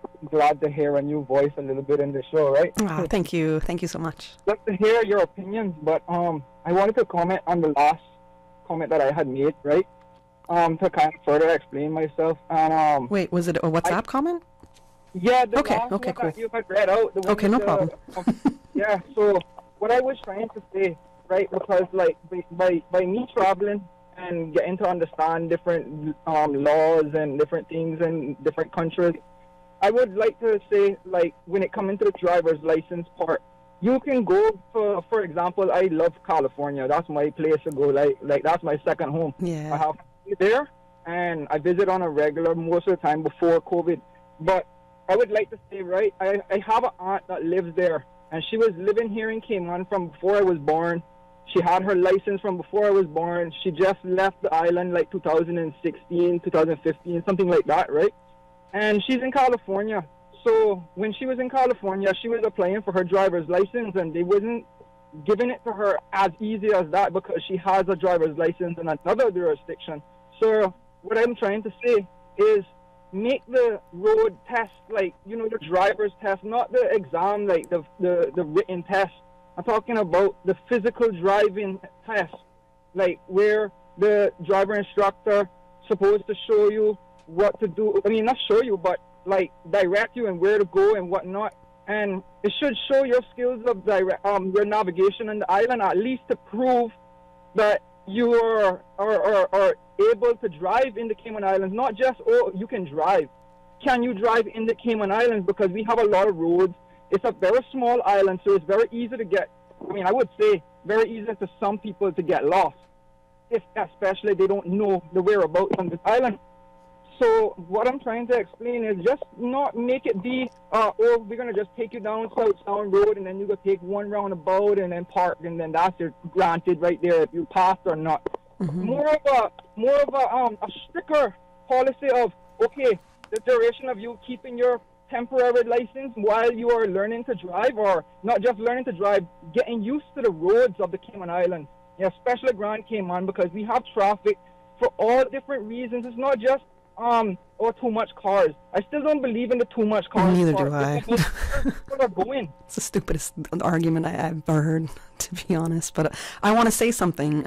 I don't disagree with you because, I'm from Canada. And what I call it here is driving on the other side of the road or the wrong side of the road. Because to me, it's not, I'm driving on the left side, not the right side. So to me, I would call it the wrong side of the road, but it's not the wrong side of the road for you. It's the right side of the road for you, or the correct side. And when I first moved here, I was 25 and incredibly daunted at the fact that I had to go on the other side of the road. You think it wouldn't be a big deal? But I could only take West Bay Road for about 3 months, from almost close to where I was staying in West Bay to Grand Harbor. I was terrified, and I'm a great driver. I don't care what anybody says that I'm not. I really am. I was terrified to take those roundabouts, and then I just had to learn them on my own. So I do understand where you're coming from, and I don't think it's a bad idea, especially if you've never had that experience. To me, it was daunting, but I did get used to it eventually, and now it's fine.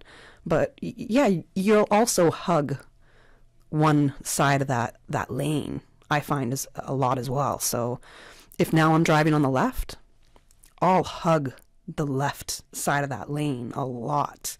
And that can be kind of scary when you're going in the opposite direction and you see somebody really close almost coming into your lane. You feel me? Yeah. So, it is little things. I understand where you're coming from with that. And this is the thing, a lot of I understand a lot of the foreign nationals are used to left-hand drive cars. For example, we have a lot of the Japanese cars, like what Mr. McKeeva was talking about, that it would be more of an easier financial available vehicle for people that cannot afford the more expensive brands. I mean, the Japanese vehicles are reliable at that point. But also, it's the right-hand side of the car that where the driver is. It's easier to see the other lane on their right-hand side, the left, because of we being on the left-hand side. Yeah. We cannot rely on being a driver of the left-hand side. We have to be a driver of the right-hand side, because I agree with you. To see the opposite side of the vehicles coming in the opposite direction, it's easier to see that, and you can avoid other things, like especially when you have to overtake, or if you see a car driving a little bit too slow and you can go around them. It's frustrating for people that drive on a left-hand drive car, so it's also about just adapting, and this is where I'm coming in with understanding the road of the Cayman Islands. Know which road you can drive safe on, which road you have to be more cautious about.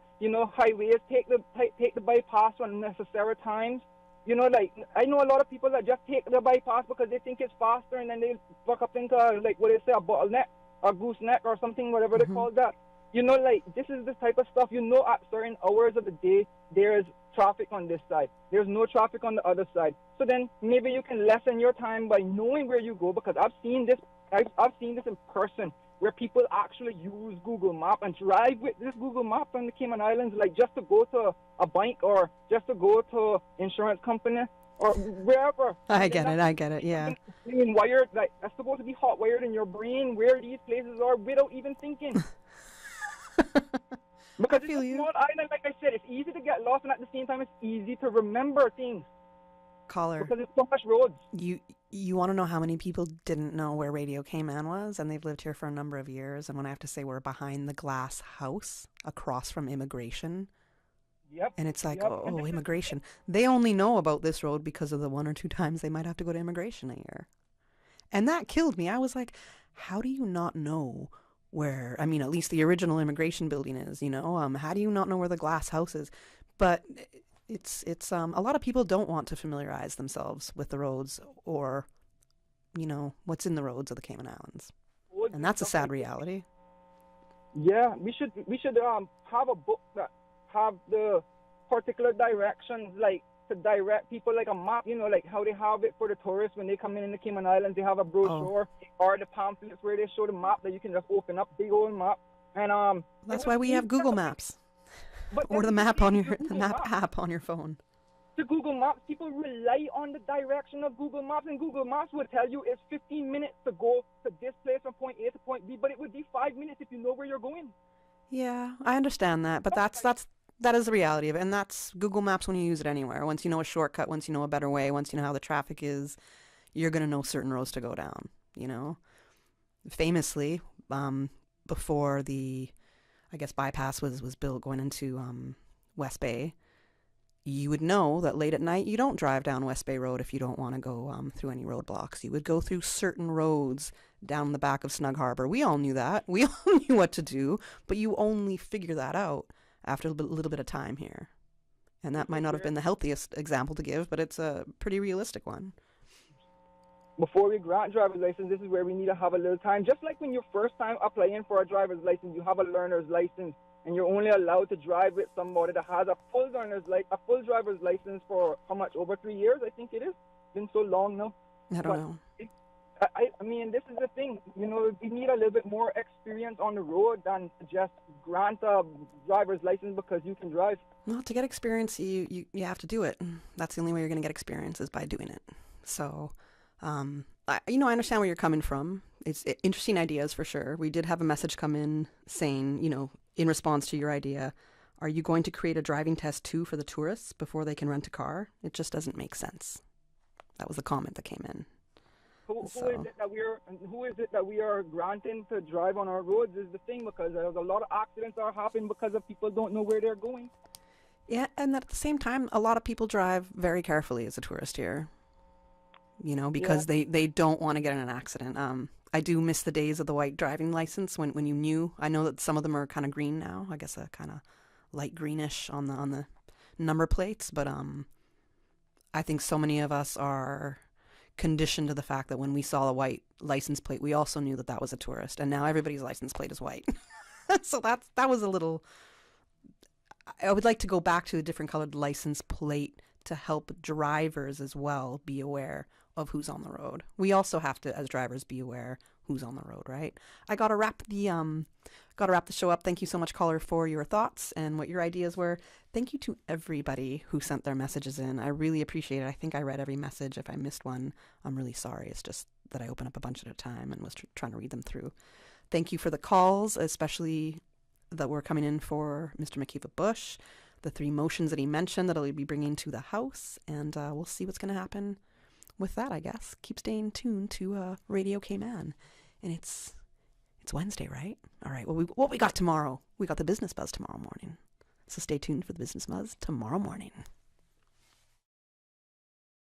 Talk Today is brought to you by Subway, open 24 hours in Countryside, Anderson Square in Georgetown, and Centennial Towers in West Bay. And by the Ministry of District Administration, Tourism and Transport. Explore your history, explore your land, explore your sister islands. MedLab in Smith Road Plaza, your complete medical laboratory solution. Call 949-7331. And Savannah Pharmacy in Countryside Shopping Village, convenient opening hours including Sundays and holidays.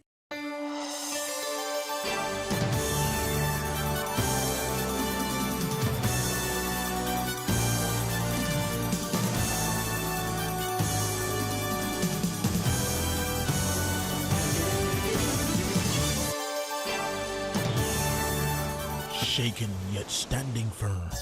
This is Radio K-Man.